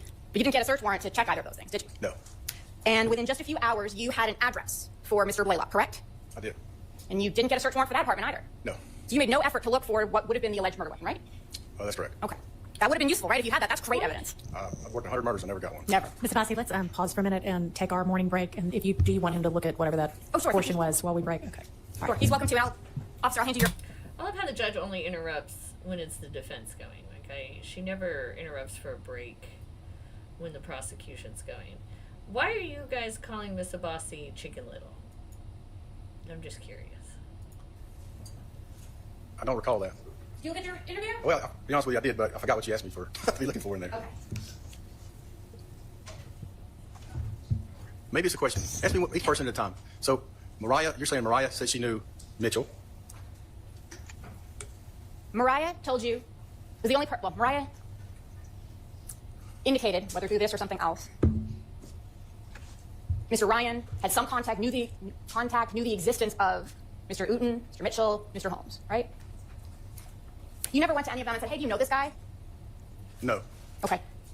And they never, gave you any names, saying, I think it was this person, or I have a problem with this. No. They who? Mr. Mitchell and Mr. Uten. They said they did not know who shot him. Had no idea. That's correct. And didn't ask them if they, had any problems with Mr. Ryan or Mr. Blaylock, right? Yeah, they're correct. Yes. Okay. And Mariah, she never told you anything about being locked in a basement, did she? I don't recall that, no. Okay. And she didn't tell you anything about Mr. Blaylock attacking her, did she? Other than when Mr. Blaylock. Oh, no. Okay. No, not that I remember. All right. And so based on the evidence you had, the person who fired the 7.62 was tall, right? He was described as being tall, I believe. Just All a right. second. Let me double check. Just a second.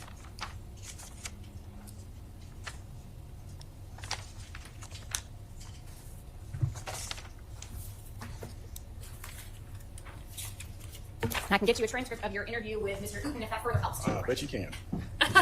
I'll bet you can, he said. Yes. Okay. So Mr. 7.62 is tall, Embarrassing the shit out of and based on all of that evidence, was your conclusion that Mr. Blaylock was the one with 7.62, right? Page 18? Page 18.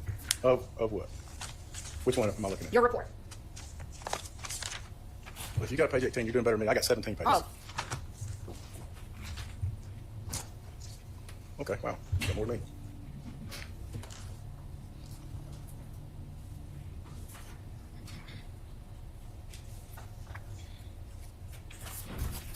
Abbasi is thin, y'all. There's no Okay, I see doubt. what you're referring to, yes. Yep. So final conclusion you came to based on everything you reviewed was that Mr. Blaylock had the rifle.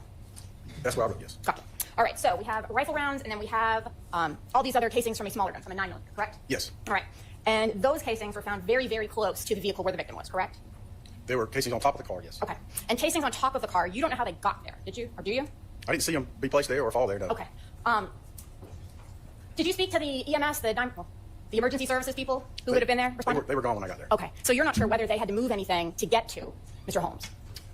It's obviously that the hat we found on top of the car was placed there by someone. Right. I don't know who. But I guess it's plausible. Somebody would say, hey, there's a shell casing, let's put it on top of the car. Yeah, so they wouldn't want to lose it. Don't know why they did that, but yeah. Okay. So you discussed with Mr. Mitchell and Mr. Uten whether they had guns, correct? Yes. They both had guns, right? Yes. And you never asked them if they shot, did you? Mitchell said his gun was empty. Okay. Uten, I don't recall ever asking that specific question. Right. You didn't ask him what kind of a gun he had, right? I don't recall Okay. asking him. You asked him what happened to it, though, later, right? Yes. And he indicated to you that you should... All this is hearsay. What Mr. Whoever indicated whoever. Sustained. Okay. Did you have an occasion to either you yourself or have somebody go looking in the woods for a firearm? Wasn't me, but yes. Okay. And beyond that, you did not have any follow-up to tracking down those guns, right? That's correct. All right. And your reason for that, you previously testified, was you had no reason to, right? I had no further leads. Once we tried to find them and couldn't, based on where they said they put them, Okay. there was nowhere else to go. So you had no reason to try and find out whether Mr. Putin was the one who fired all those 9mm. Say that again? So you had no reason to try and figure out if Mr. Putin is the person who fired all those 9mm. Right, I didn't try. Unbelievable. Because if you didn't even did... you didn't try to figure out who the shooter was in a shooting? What? That would be your second shooter, right? Yeah. Got it. Objection calls for speculation. Sustained. You, at some point, had an occasion to review Mr. Mitchell's Instagram records, correct? Again, I'm not a computer guy. Far later. I allow other people on the team examine those. I trust them in what they can do because they're a teenager's better than me on that stuff. Yep. So I looked at the report of what was given to me. Did not do a deep dive, no ma'am. No deep dive. You didn't look at them. Say again? No deep dive. I mean, you did not look at them, right? I don't recall if I did, yeah. Okay. So... I mean, she is just tearing him apart. So you didn't read this, you didn't do this. I mean, what did he do? You never did any follow-up with Mr. Mitchell about him shooting back, did you? No. But you learned that at some point he said he did, right? Or they did? Yes, I did hear that, yes.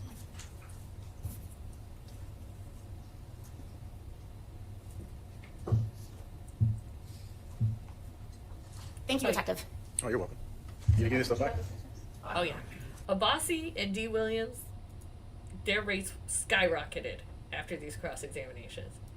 Y'all want one of them women to defend you? Mm-hmm. You're going to have to pay some shmoney. All right. Now we're getting into the part of the day. Okay. The part of the day. So much going on. All right. There was something I saw in the chat. Yeah, there's no court today. There was supposed to be court yesterday afternoon, and that didn't occur. So I don't know. We're gonna get to the part of the day that caused all of this, and then we'll get into like what's probably going on. Yeah. So let's get right into it, okay?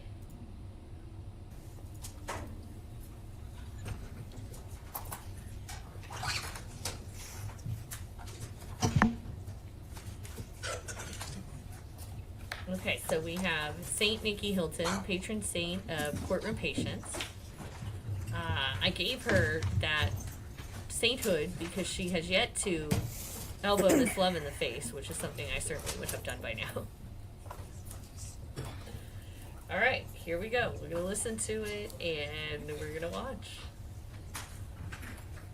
This guy's hair. I thought you had to be in Florida to wear your hair like that. Literally, I thought it was like, you must be Floridian. All right, let's watch this together, guys. Winnie Lee, W-U-N-I-E, last name Lee. And good afternoon. How old are you? 25. And are you employed? Yes. What do you do for work? Music. And we say you do music, what do you mean? I make music. What type of music do you make? Hip hop. Hip hop. Do you have a name that you perform under? Slime like Shawty. And are you signed to a record label? Yes. What label? Alamo Records. And when did you first sign to Alamo Records? 2018. And I should ask, how long have you been in the music industry? Since then? Since when? Have you been signed to any other label besides Alamo? No. Where are you from originally? Atlanta. And what part of Atlanta? Southside. Cleveland, Neville. And did you go to school? Yes. Where'd you go to school? Elementary, middle, and if you went to high school? Cleveland Avenue Elementary School. Is it middle school too? Yes, sir. Crawford Law Middle School. And Carver High School. Carver? Yeah, Carver High School. Carver. After leaving high school, is that when you started your music career? During high school, like my last year in high school, or like 11th grade or something. I didn't get serious till after high school though. You said you didn't get serious until after high school? Yeah. And that was around that 2018 year we just talked about? Yeah. Okay. As you were growing up in the Cleveland Avenue area, did you ever hear of a gang called Rock Crew? I heard of it growing up. I didn't know if it was a gang or what it was, but yeah, I know what it is. And how did you know about Rock Crew? Because they had popular songs. What were some of their songs that they had that were popular? I don't know about hard right now. I just knew like there was music back then. Do you know who were some of the artists who were with Rock Crew? One of them, Big Boo. And he was he performing as a hip hop artist? Yeah. Anyone else?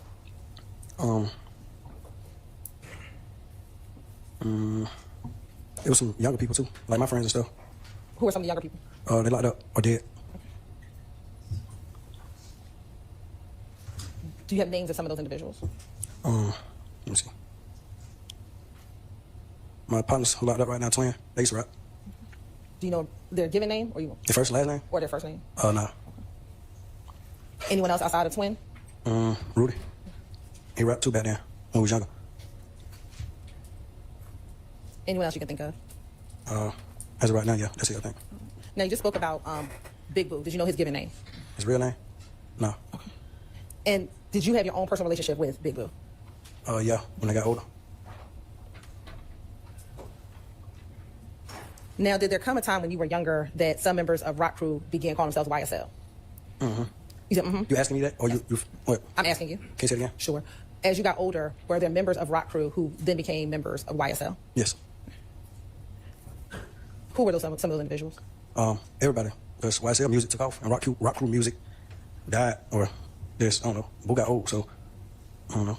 So who are some of these people? You're saying everybody. So who's everybody who was a part of the music? Basically everybody from my neighborhood. So I thought it was interesting that this is now the second witness that said Rock Crew produced music. I didn't catch that when Tick was talking about Rock Crew, but I guess they were a musical group. Everybody from your neighborhood was doing music? There's a lot of people doing music from my neighborhood though, but not everybody was doing music though. I'm just saying like everybody in the whole, all the people that were rapping or doing music or supported the music was on some YSL stuff now. Like it wasn't rapping Rock Crew or under that name. So tell me some of the people that we're talking about. Me, myself. Okay. My friends who I just told you about. Jeffrey.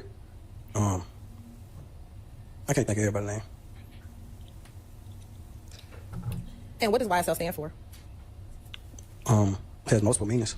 Tell me some of the meanings. Say it has multiple meanings, definitions, or what it stands for. So tell me some of the meanings. Young stoner life, young slime life, young successful lifestyle. I think that's all I can remember right now. So let's talk about young stoner life. Mm-hmm. When do you distinguish between young stoner life, young slime life, and young successful lifestyle? You said when? Did I? Yeah, how do you distinguish between the two? When do you use young stoner life versus young slime life? Slime part is just like the lingo of it. Like, or just call each other or something. You wouldn't call your friend or something like, stoner, what's up, stoner? You just say like, what's up, slime or something. So that's how I think young slime life is used. Young stoner life, from what I know, was, I'm just say like a way of life as far as music. I mean, not the music, but like getting high or like a hippie or I don't know. And outside of the music, is YSL a gang? You say outside of the music? Yes, sir. Some people treat it like that. What do you?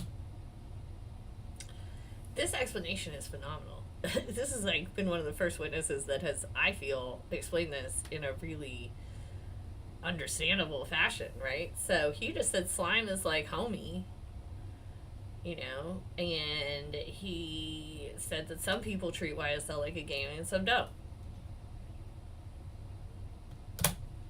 You treat it as? I treated it that way before. You treated it as a gang before? Yeah. When did you stop treating it as a gang? I don't know.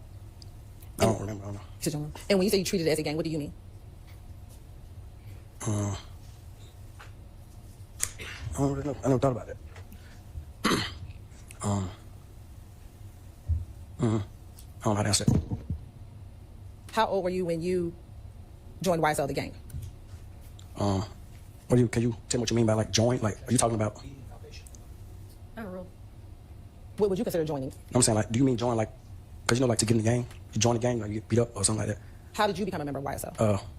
My music got popping and I became a known face in my neighborhood, and I started coming around and going to studios and stuff. So is that how you became a part of the gang YSL, or that's how you became affiliated with the music of YSL? I'm gonna say that's how I became affiliate of the music of YSL. But as far as joining a gang or something like that, I never like joined. We just all grew up together. There was no time to join or when I joined. We just all know each other from school and grew up together and stuff like that. But I mean, I came around like 20, I forgot, was 2019 or 18, one of those years, when I came around as far as like officially being YSL. How do you become officially YSL? Just coming around more and rapping. Is everyone that is affiliated with, and I'm talking specifically the gang, YSL, rappers? Some people. But not everyone? Some people rap. A lot of people rap, but everybody doesn't take it serious. Some people just rap just because they want to rap, because they want to follow the trend. I definitely understand, but I want to ask specifically, is everyone who's a part of YSL a gang trying to rap or rappers? Can you say it again? Sure. Is everyone who is a part of YSL the gang rapping or tries to be rappers? I don't know. I think so. Everybody try to rap. Is there anyone in YSL the gang who's not trying to rap? Yeah. Okay. Now I'm going to ask if you know a few people, okay? Do you know Marquavius Huey? Yeah. Okay. And how do you know him? I didn't know his real name until this trial, but how do I know him? Me and his little brother went to school together. Me and his little brother was in the same class, and I always just knew he had a big brother named Quay. I seen him a couple times, stuff like that. And is that what you called him? Okay, so now he just said a big brother named Quay. So he has established that Huey is called Quay. And Quay. Yeah, I think that's what his name used to be back then. And you said you went to school with his little brother. Do you know how old he is, Quay? Quay? How old are you? Yeah. No. Did you ever used to hang out with Quay? When? At any time? Not growing up. He came to the studio with me a couple times. That's it. We never hung out outside of the studio. When did you start seeing him around the studio? About, if we're in 2024, how long ago was that? I don't know. I can't remember the exact date. And do you see him in the courtroom today? Yeah. Okay. If you just identify him by article of clothing he's wearing. You said identify what? Identify by article of clothing he's wearing. He next to the lawyer with the brown. I think he got him brown too. Okay. Thank you. Your Honor, let the record reflect that he's identified Mr. Huey. Yes, reflect. Do you know another individual by the name of Quamarvius Nichols? Yeah. Or another Quay? Mm-hmm. Is that yes? Yes. And how do you know? How long have you known? Okay, now they've established a second Quay. Quay. I knew him longer. I think I was a kid. We didn't hang though, but I just knew he was. I was younger than him though. Or Qua, as the judge called it. And do you have a friendship or a relationship with him? Not a strong bond, but we know each other. And do you see him here today? No, actually. Oh, yeah, I see him now. And you identify him as well? I can't see what he got on. He just got dreads up. Okay. In the air. Right. Is he towards the back of the room, the front of the room, or somewhere else? Back. Is he sitting in between anyone? Yeah, I think his lawyer. Your Honor, let the record reflect that he's identified. It's really not. That could be a couple of different people. There's two lawyers right there. He right there, and there's a lady next to him on the left side of him. Right now, let the record All reflect. right. It'll so reflect. Do you know someone named Shannon? Yes. And do you call him Shannon? Yeah. Okay. Do you call him anything else or just Shannon? I think I just said Shannon. I don't know. How long have you known Shannon? I don't remember. I don't remember when I met him. Is it longer than you've known Quay, the two Quays? No. Shorter than that? Yeah. And what is your relationship like, if any, with him? Now? Let's talk about before now.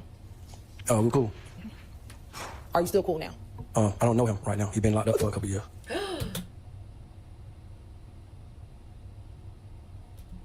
Well, I ain't gonna say that. Disregard. What? I ain't supposed to say that? So obviously they have not prepared this witness at all. At all. I don't even know why she would ask that question. She knew she had to have reasonably known that he would have said that, because another witness said that earlier. And just listen to the question I asked you, okay? Mm-hmm. All right. Do you know someone by the name of Yak? Yes. How long? I got a question. Do you talk to your lawyer? No, I'm just trying to see. I ain't supposed to say that or something. Well, Don't worry about it. Just move on to the next question. all right. How long have you known Yak? I don't remember when I met him. I don't know. I don't remember. Okay. Is it longer than you know any of these other people? Just the first three people I asked you about. Not longer than I knew the Quays. Okay. I knew them when I was younger. Okay. I probably met Yak when I was about 18, 19, 18. When I started rapping seriously. Next, Jeffrey Williams. How long have you known Mr. Williams? Like the same thing as Yak. Okay. And then Rodalius Ryan. I know him since a kid. Are you older or younger than him? Older. Do you know how much older you are? Not exactly. A couple of years though. And do you have a nickname for him? I can't hear you. Do you have a nickname for him? A nickname that I have for him? Do you call him something? Oh, Lil Rod. What is your relationship like with? What is your relationship like? Good, bad, indifferent. What is your relationship like with Lil Rod? Right now? Just period. Oh, good relationship. And do you see Shannon, Diamante, Jeffrey, and Rodalius in the courtroom today? Yes. Yes. Okay. Appreciate that. So that's stipulated too. All right. Do you see Diamante just describe him by the article clothing he's wearing? You said, do I see who? Yeah, or Diamante. Yeah. What is he wearing? Like a trench coat. Is he sitting next to Oh, you? yellow, tan. I don't know what color that is, but a trench coat next to the lady. Y'all let the record reflect. Is he sitting between two ladies? Oh, yeah. Okay. I didn't see the other lady right now. Y'all let the record reflect that he's identified Diamante Kendrick. Okay, the record will so reflect, and I don't know if jury, y'all been explained what a stipulation is. That just means everybody agrees, so you can accept that as a fact. That as to Mr. Stillwell, that this witness knows and can identify Mr. Stillwell. Did you see Mr. Williams? All right. And so it is now, you can accept as fact that this witness knows and can identify Mr. Williams. And then last, Mr. Ryan. Yes. Okay. And where is he seated and what is he? In the front row, next to his lawyers. Y'all let the record reflect that he's identified. Is he sitting on the right side of his Right record? side. Y'all let the record reflect that he's identified Mr. Ryan. We need to probably do a little bit better than that with the What is identification. he wearing? A suit. All right. And so you can now accept as fact that this witness knows and can identify Mr. Ryan. Thank you. All right, just a few more people. Do you know someone by the name of Trontavious Stevens? Yes. All right. And do you have a nickname for him? Talking about Slug? Is that what you call him? Oh, yeah. All right. How long have you known Slug? I don't know. Like His name was Tick. 2018 or something, I think, when he got out. Okay. I think. I don't know. All right. Do you know someone by the name of Darius Ford? Yes, I do. All right. And when he was living, how long had you known him? Like all my life. Did you all grow up together? No. How did you know him all your life? My brother was best friends with his big brother. Okay. And they played sports together, so I always knew him when I was a little kid. What about Christian McMillan? What about him? Do you know him? Yes. All right. What you call him? Christian. Okay. How long had you known him? Since kid. And what about Devontae Beebe? Mm-hmm. Is that a yes? Yes. How did you know him? We grew up together. And then last, Demekion Garlington. Who? Demekion Garlington. You asking how long did I know him? First, do you know him? I know him. Yeah, I know him. And how do you know him? I don't even know how I know him. And does he have a nickname? D. Now, do you have any tattoos, Mr. Amelie? Yes. And specifically, I want to ask, do you have any tattoos with the wording Rudy? Yes. Okay. And who is Rudy? My little brother. Is he your biological little brother or someone you call your little brother? I just call him my little brother. And your tattoo with Rudy, what, if anything, does it say? Long live Rudy. Long live Rudy. Long live. And in the Cleveland Avenue area, do some people call themselves the Rudy Gang? You said there's some people call themselves that? Yes. Yeah. It's not really a gang though. What's the significance? Tell the jury about a Rudy Gang. His family made that for him. They're just showing that they for him. Like they're doing it for him. I don't know. They just say a gang. Now, do you have social media? Yeah. And specifically, do you have Instagram? Mm-hmm. Yes. Okay. What is your IG handle? Slime Light Shopping. How long have you had that Instagram handle? I don't remember. When I made it, I don't know. We're in 2024. Did you have it last year? Yeah. Let me ask you a better question. From the time you got into the music industry in 2018, have you had that Instagram handle? Yeah.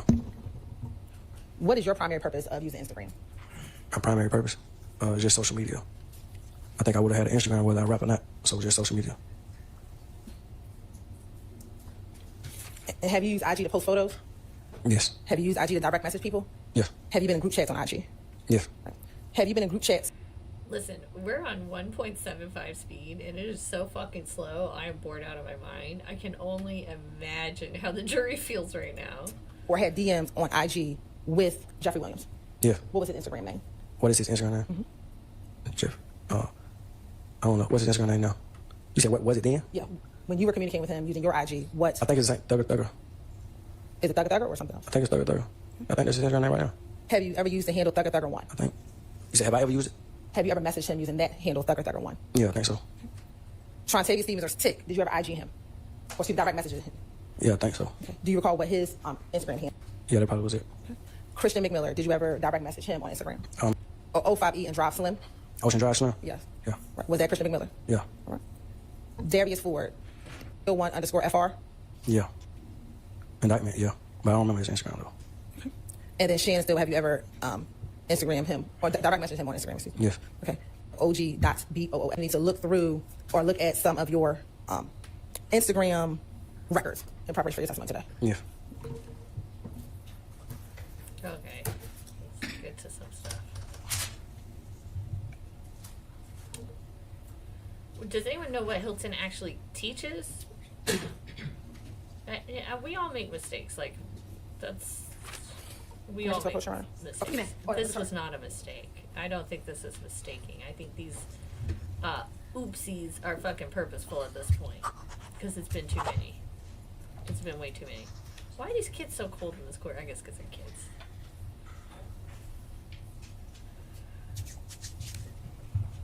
So my understanding is that Fonnie is up for re-election and you can re-elect her on November 5th. If you want incompetence. Oh, she teaches legal ethics. Okay, well, that makes sense. I'm showing you what's been marked as 31NN, 31NNA, 30NN, 30NNA, 32NN, 34NN, 34NNA. Yeah, you showed me that. Okay. And were they the items associated with your Instagram account, slimelife.shawty? Yeah, from what these papers say. Okay. And you're on this time, say right to 10 Thursday, with 30NN to 35NNA. 30NN and 30NNA through 35NN and 35NNA as evidence. Your Honor, Matt Roach, briefly. You may.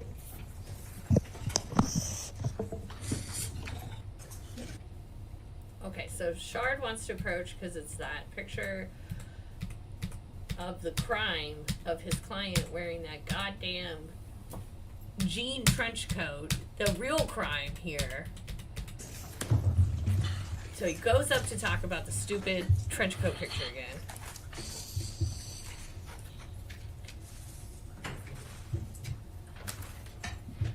You're on to say like 10 to 30 and NNA through 35 and NNA and 7. All right, those are admitted without objection.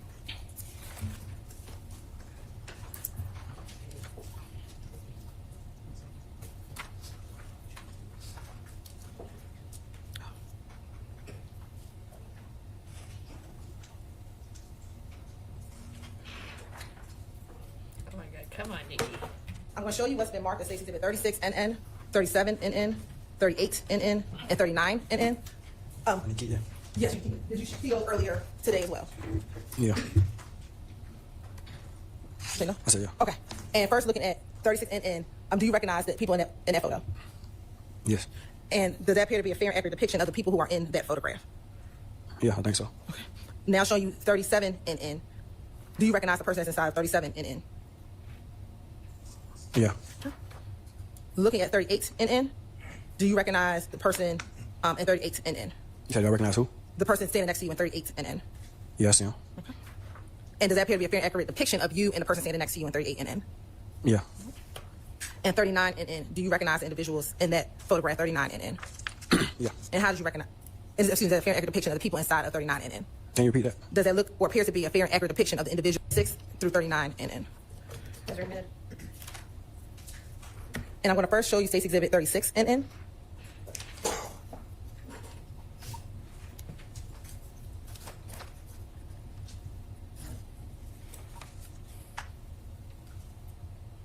Who is in this picture, 36 NN? Me and Shane.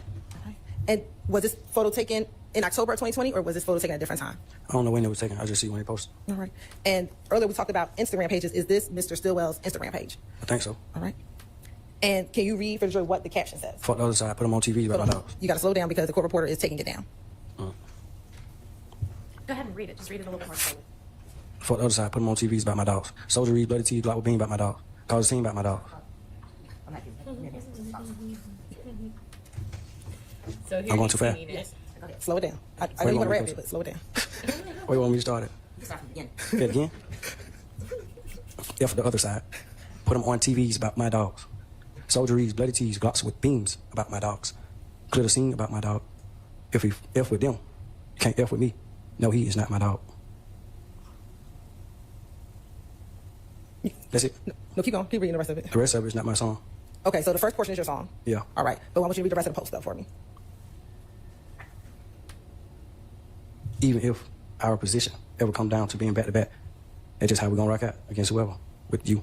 All right. And are there some hashtags? No slime left behind. All right. And is that an emoji next to that hashtag? It looked like a crazy emoji. I never seen that. Okay. What's the next hashtag? 2 B's. Do you know what that signifies? Big business. All right. And what else does the rest of it say? Many more blessings and riches, I say. And is someone tagged? I don't know who that is. Oh, there's somebody who made some clothes. All right. Real feel. I don't know who that is. Okay. And what else does the rest of the post say for the record? Thank you for this exclusive ass hat and for this crazy ass one of none hoodie. And then someone else tagged? Somebody named Marilyn is totally responsible. Okay. And when was this post posted? 2020. All right. Now, the verse that you quoted, your verse, what song is that from? Dang, I forgot about it. Dang, I don't even remember. I really don't. I think, is it What Love at? And was that a song that came out before 2020 or in 2020? It probably came out in 2020. Okay. And in looking at this picture, do you know where you and Mr. Stillwell were when you took it? At the studio. All right. And do you have a particular studio that you used to go to? No. Okay. Where was the studio located? I can't remember hard, but it looked like, geez. I don't remember. Okay, guys, his head is so itchy. He's been itching his head, and it's driving us. I feel there's got to be a way to maintain wicks and not have itchy scalp. Like, there's got to be a way for him to not have to itch his head like that in freaking public, Yeah, I don't think I remember. Okay, that's fine. Of course, it goes from my mind.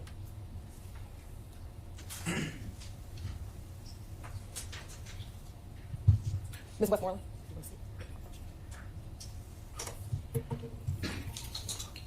What does no slime left behind mean? No, it's not a wig. His head is itchy as shit because he's got these wicks and he's potentially not washing his hair. Wicks. It is not a hat. It is his head, and he has itchy scalp. He keeps itching his scalp. I know what itchy scalp looks like. I used to wash my hair once a week, okay? And by the 6th day, I'd be doing take a pen type shit. He needs to wash his fucking hair. I didn't say wig. I said wicks. And he needs to moisturize that scalp, wash the hair. There's got to be a healthier way to grow the wicks where you're not itching in the public. It's gotta be. What it mean? No slime left behind. No, he's not itching his head because he's nervous. He's itching his head because it itches. I'm going to show you what the Marcus 37 admitted. Oh, that was my mixtape name. That's why he put the hashtag. He was supporting my mixtape. Your mixtape was No Slime Left Behind? Yes. What made you name your mixtape No Slime Left Behind? Like the No Child Left Behind thing that's, in school. Okay. I just named it that. No Slime Left Behind. And when you were talking about slime, who were you referencing anyone particular? No, not nobody in particular. No, I just wanted to be different. I just named it that. We're going to publish 37 and N. Oh, here it comes.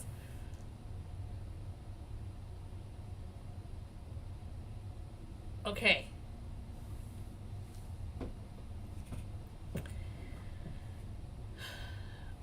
Looking past the god-awful crime of wearing a denim trench coat. I stand behind that, guys. I will, if I was a judge, I would toss you in jail if you had a denim trench coat and you came in my courtroom. That is, go. Contempt, how dare you. No, Camilla. No, ma'am. Don't talk to me that way. He is wearing his hair in wicks. I am aware of what hairstyles are called. Thank you. They are not dreads. They are wicks. They are a style that is very popular in Florida, which is why I made the joke about how people in Florida are the only ones allowed to wear that ugly hairstyle. He is itching his head, not because he's nervous, but because his scalp is itchy because it doesn't have enough moisture. Period. It needs to moisturize his scalp, guys. It's not that hard. He has enough money to pay for someone to help him find some moisturizing stuff for his scalp. It's not that difficult.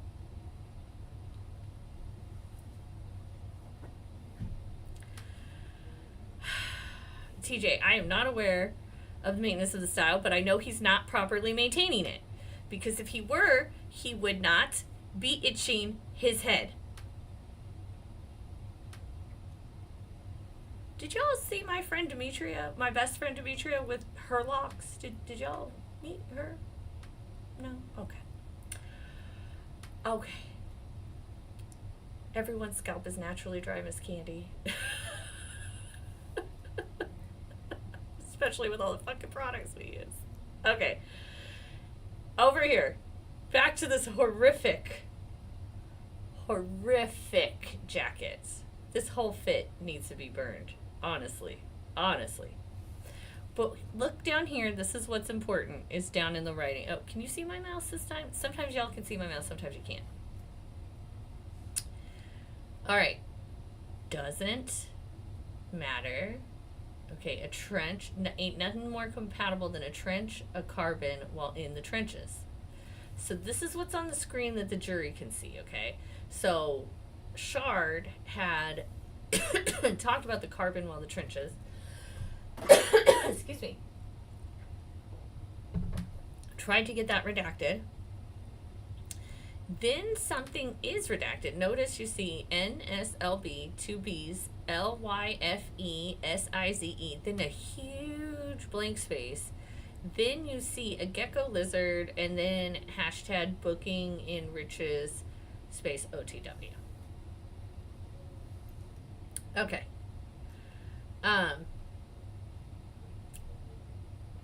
This is what the jury is allowed to see. That is why it is on the screen in front of them. Okay? So, besides the atrociousness, the atrocity that is that ugly fucking jacket, the rest of this is allowed to be seen. The jury is allowed to see the rest of this. That's why it's being presented in front of them. So here it comes. Hold on. Buckle up, y'all. Who is in 37 NN? OG Boo. OG Boo. And who is that? Shannon. All right. And can you read for the jury the caption? Read his caption. Yes. Okay. So she says read the caption. Here we go. It said, ain't none more compatible than a trench. A carbon while in the trenches. And then is there a hashtag? Hashtag. She instructs them to read the hashtags. No slime left behind. Hashtag 2 B's. Life size. Okay. And is there another hashtag? Free Quay.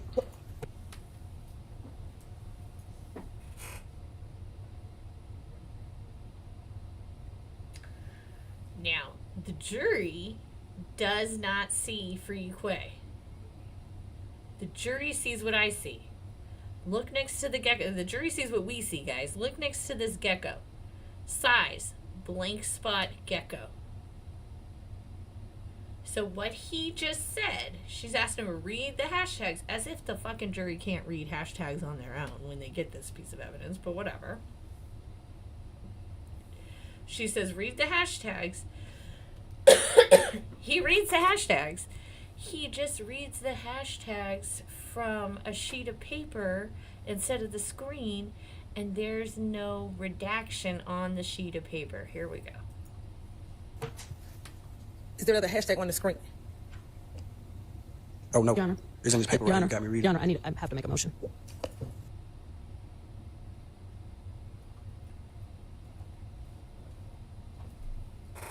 All right, let's go back. Let's go back. Just watch it again. Here we go. Free Quay. Is there another hashtag on the screen? Hold on, let's go back, because this time now she says the screen. And then is there a hashtag? Hashtag no slime left behind. Hashtag 2 B's. Life size. Okay. And is there another hashtag? Free Quay. He had stopped at life size. She could have stopped there. Obviously, the jury could read the rest. Is there another hashtag on the screen? Now Hilton goes on the screen. Oh, no. Your Honor. It's in this paper Your right Honor. You got me reading. Your Honor, I need Oh, I have to make a no. motion. He just said, oh, no, it's in the paperwork you got me reading. Oh no, it's in the paperwork you got me reading. Then Westmoreland comes in. I don't know why I always forget her name. Westmoreland is a road I used to live near. Your Honor, Your Honor, Your Honor, Your Honor, I need to make a motion.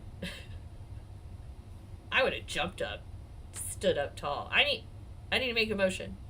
Here we go. Motion. All right, I'm going to excuse I wasn't looking at the screen. I was looking at this paper. So you said it again. I'm not looking at the screen. I'm looking at the paper. Can I ask you to step outside for just a minute? And jury, All right, I'll excuse y'all for just a minute. Mr. Lee, can you step outside for a minute for me, please? Thank you.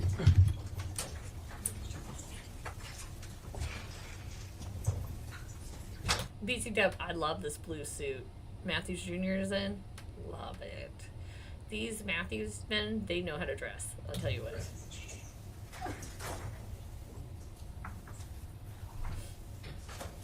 Okay.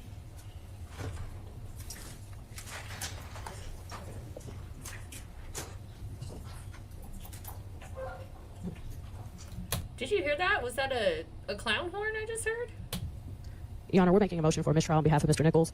We're not going to be able to unring this bell. Your Honor, this is the exact same issue that while we were at the bench, I brought it up. It was Exhibit 37NN, that there was a hashtag on that exhibit that said free Quay, which would definitely indicate to the jury that Quay, has spent time in jail or in prison. The state agreed. We stipulated that they would redact it. And then the state presented, I guess, to the witness the unredacted version, didn't prep him to not comment on it, and he did.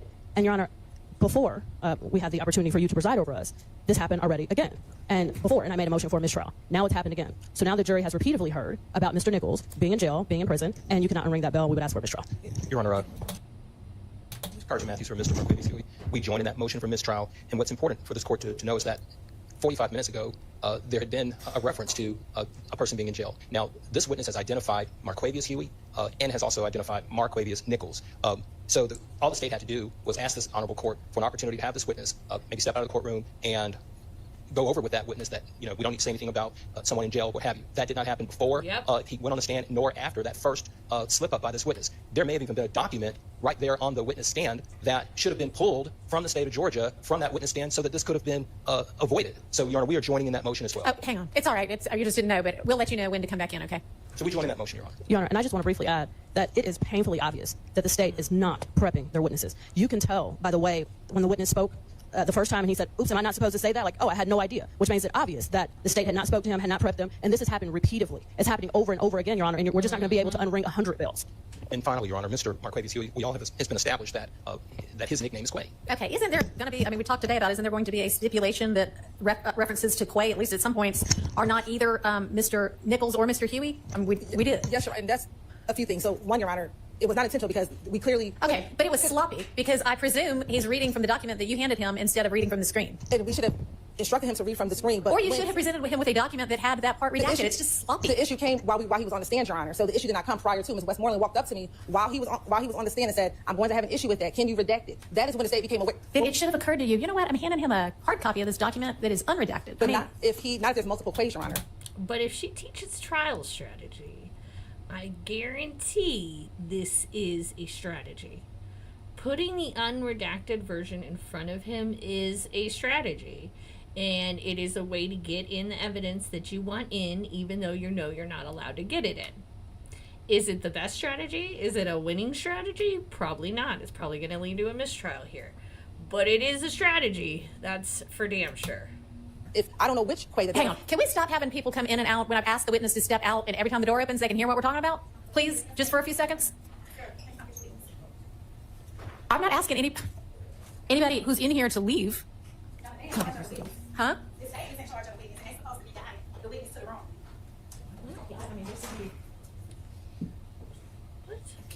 And so that is the point in which we learned of it is we redacted it on here. Ms. Westmoreland brought it up here. Yeah, and you didn't read it. So the jury didn't see it, but now the jury has heard it. I don't think it is really that, much of a crisis because there is going to be this stipulation that Quay is not always either of these defendants. So, nor is it obvious to everybody that free whomever is such a quote about who knows, everything these days. And so it doesn't necessarily indicate that whomever Quay spent time in jail or in custody or in prison or anything. I mean, they say it about Hollywood stars who are in a breakup. It's not so obviously, oh, this must mean this person was in prison. But also, we were already saying Quay isn't either of these people. So let's just And whether this was one of these people, or I don't even know who it did refer to. And we don't know because it's not his post. He was reading someone else's post, so it could be a multitude of ways. You talked No, it was his post.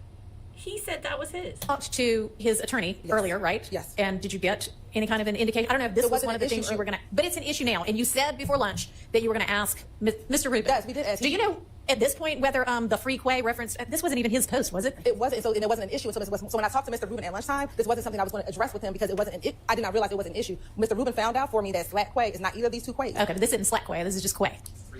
Right.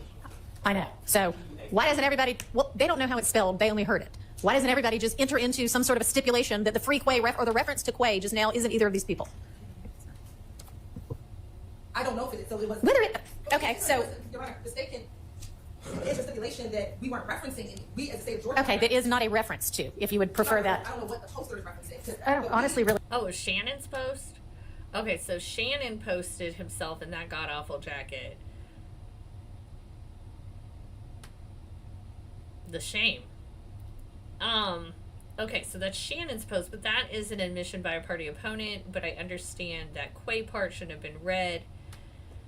Certainly, Westmoreland could use the discussion she had with Hilton to show that that was purposeful, but it wouldn't matter. It will all be lost on Whitaker.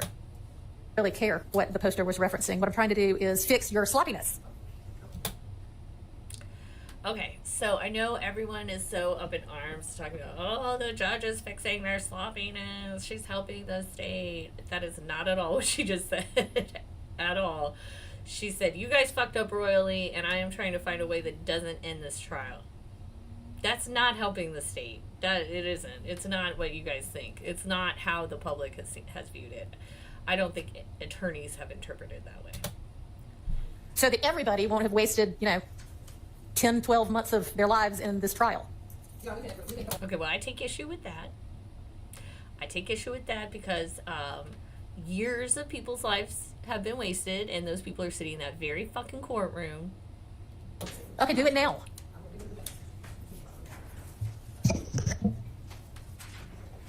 Y'all work on that. I'm going to take 5 minutes.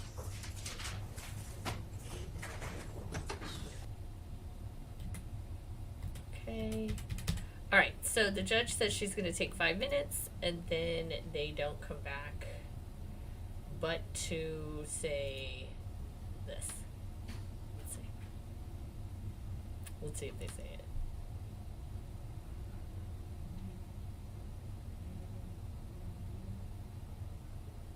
I think Whitaker is perplexed. Like, how do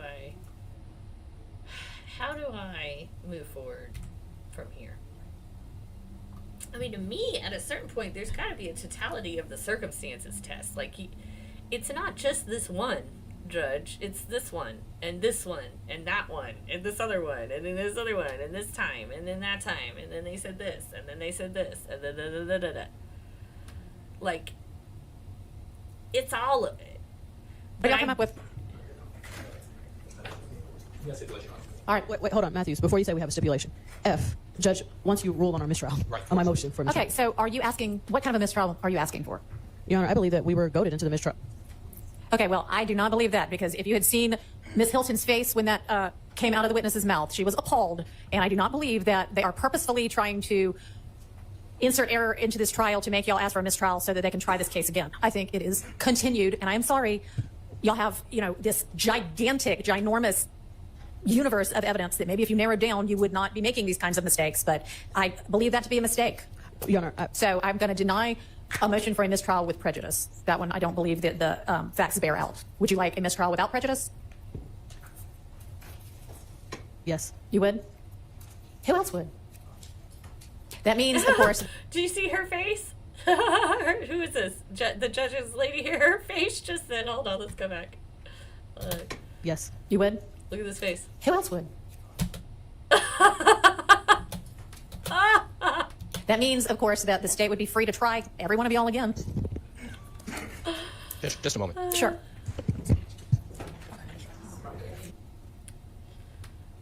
Okay, so at this point, I do believe the judge is going to grant a mistrial. She just said she would.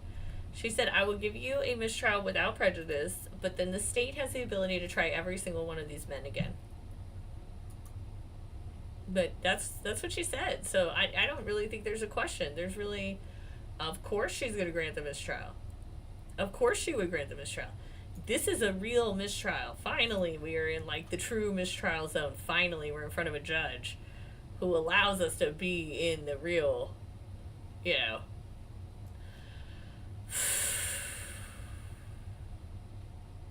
I swear. Okay.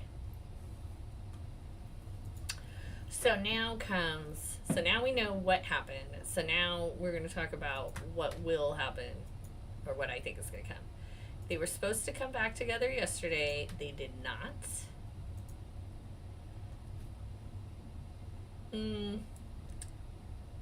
They are allegedly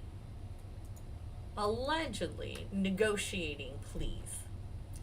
But my understanding is that Thug cannot be a felon because that will limit him from being able to tour adequately. So I do not believe that Thug will take a plea that makes him a felon. I also do not believe that he would take a plea that would have him serving any more time because he's already served 2 years. So would not make any sense. Now, we are,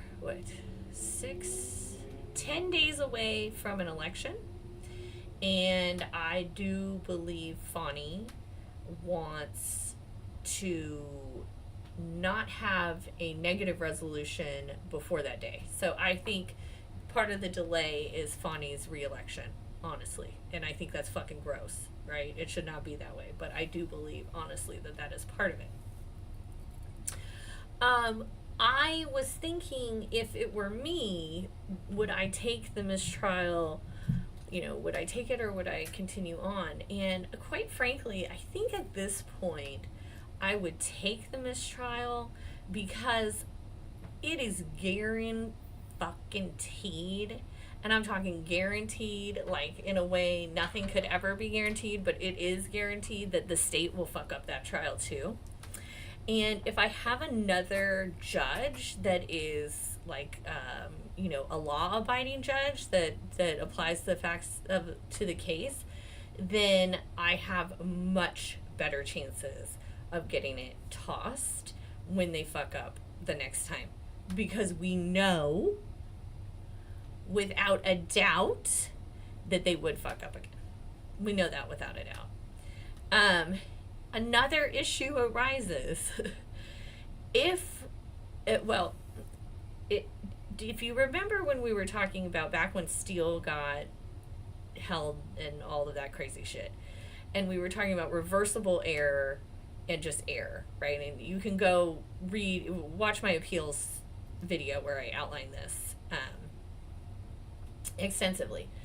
The other issue is that there, in my opinion, are already several reversible errors on the record. So why would I want to continue with the trial when I know that it will get overturned on appeal either way, right? Like, why waste my client's resources? I don't know. It really is another issue. I think another reason I think I might take it, even without prejudice, take a mistrial without prejudice, is because if you live in Fulton County and you don't live under a rock, there is no way you haven't heard about this case.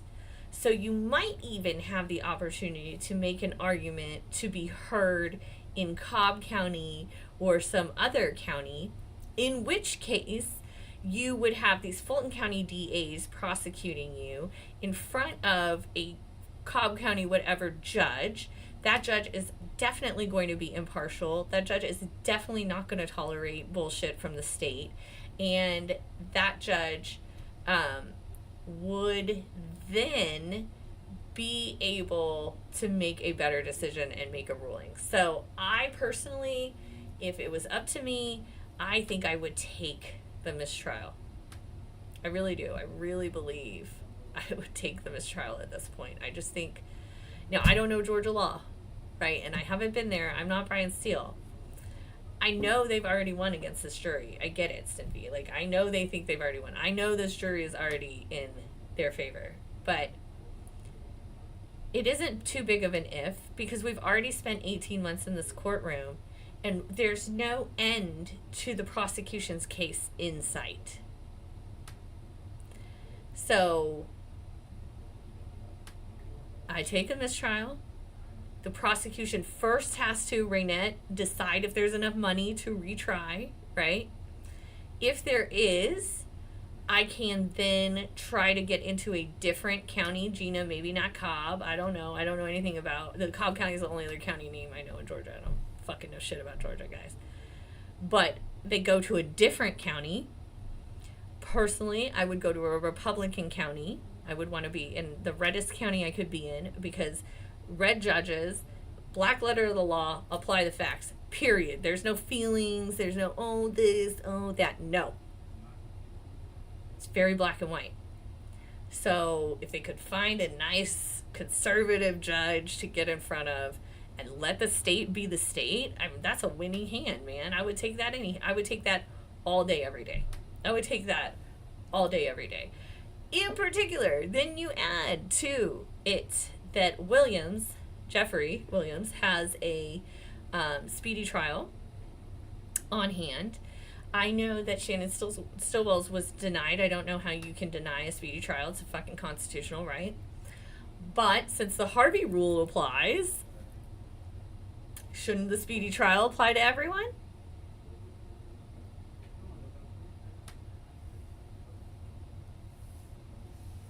I don't know. I don't know. AJ Taylor, I wouldn't want the demographic of Fulton County. I would not want a liberal judge, a blue judge, presiding over this case if I were a defendant. This case is so highly technical. This case is so, if you can't fit in the black letter of the law, your case is tossed. That's where you want a Republican judge. I don't want feelings here. I don't want the feelings to make the rulings for me. Fuck feelings. Yeah, so no, I think they do have a chance of living in a Republican court in Georgia. I do not think for always, forever, for life that the state is going to be able to prosecute this case again. Now, there is something to think about, and I don't know what this looks like, but the state has to have a budget to do the prosecuting of the crimes, right? Now, we all know Fani doesn't give a fuck about the budget. We all know she's used the money illegally. We have seen all of this. I believe that this is such an embarrassment. But here's the issue, though. Okay, so the issue. Could the state say, yeah, I'm not going to retry them? It's too much. It's, it's hopeless.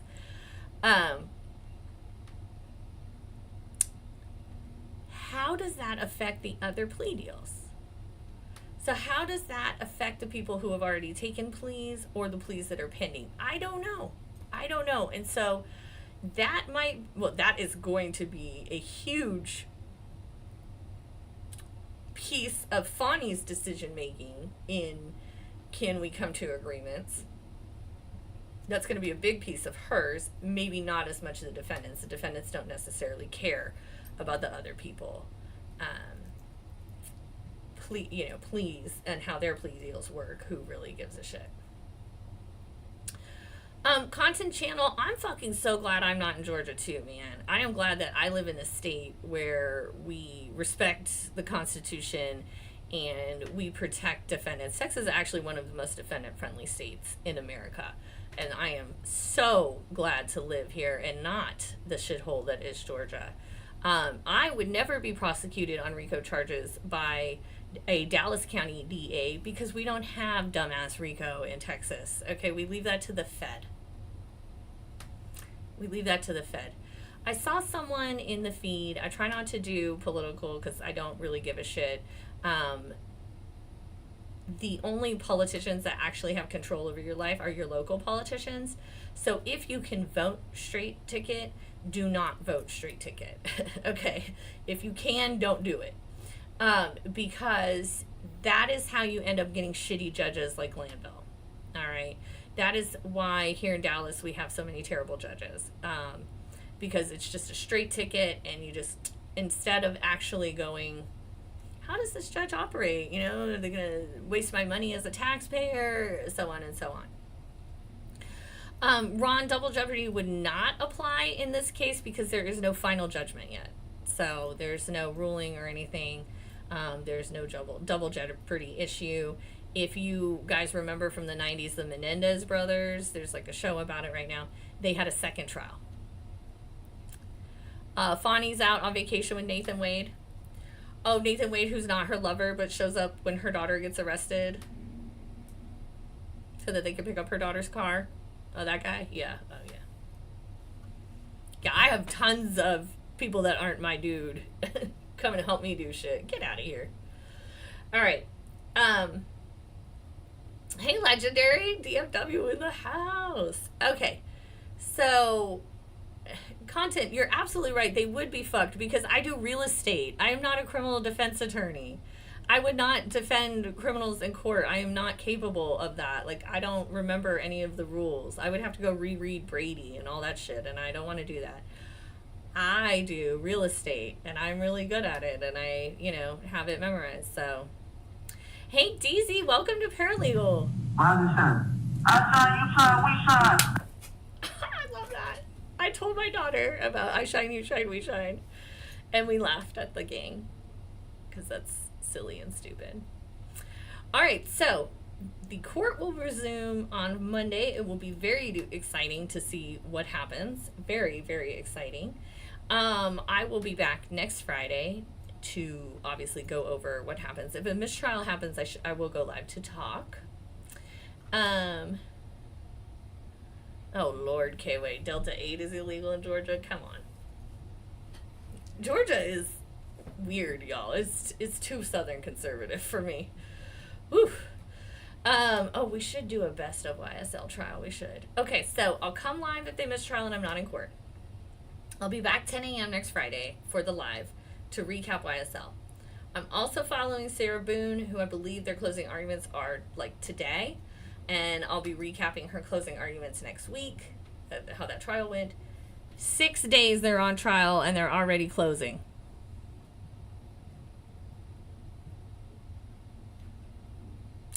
Hank, if they retry them and they call them as witnesses, they would have to testify again, yes. Thank you, Legendary. Thank you for subscribing. I appreciate it.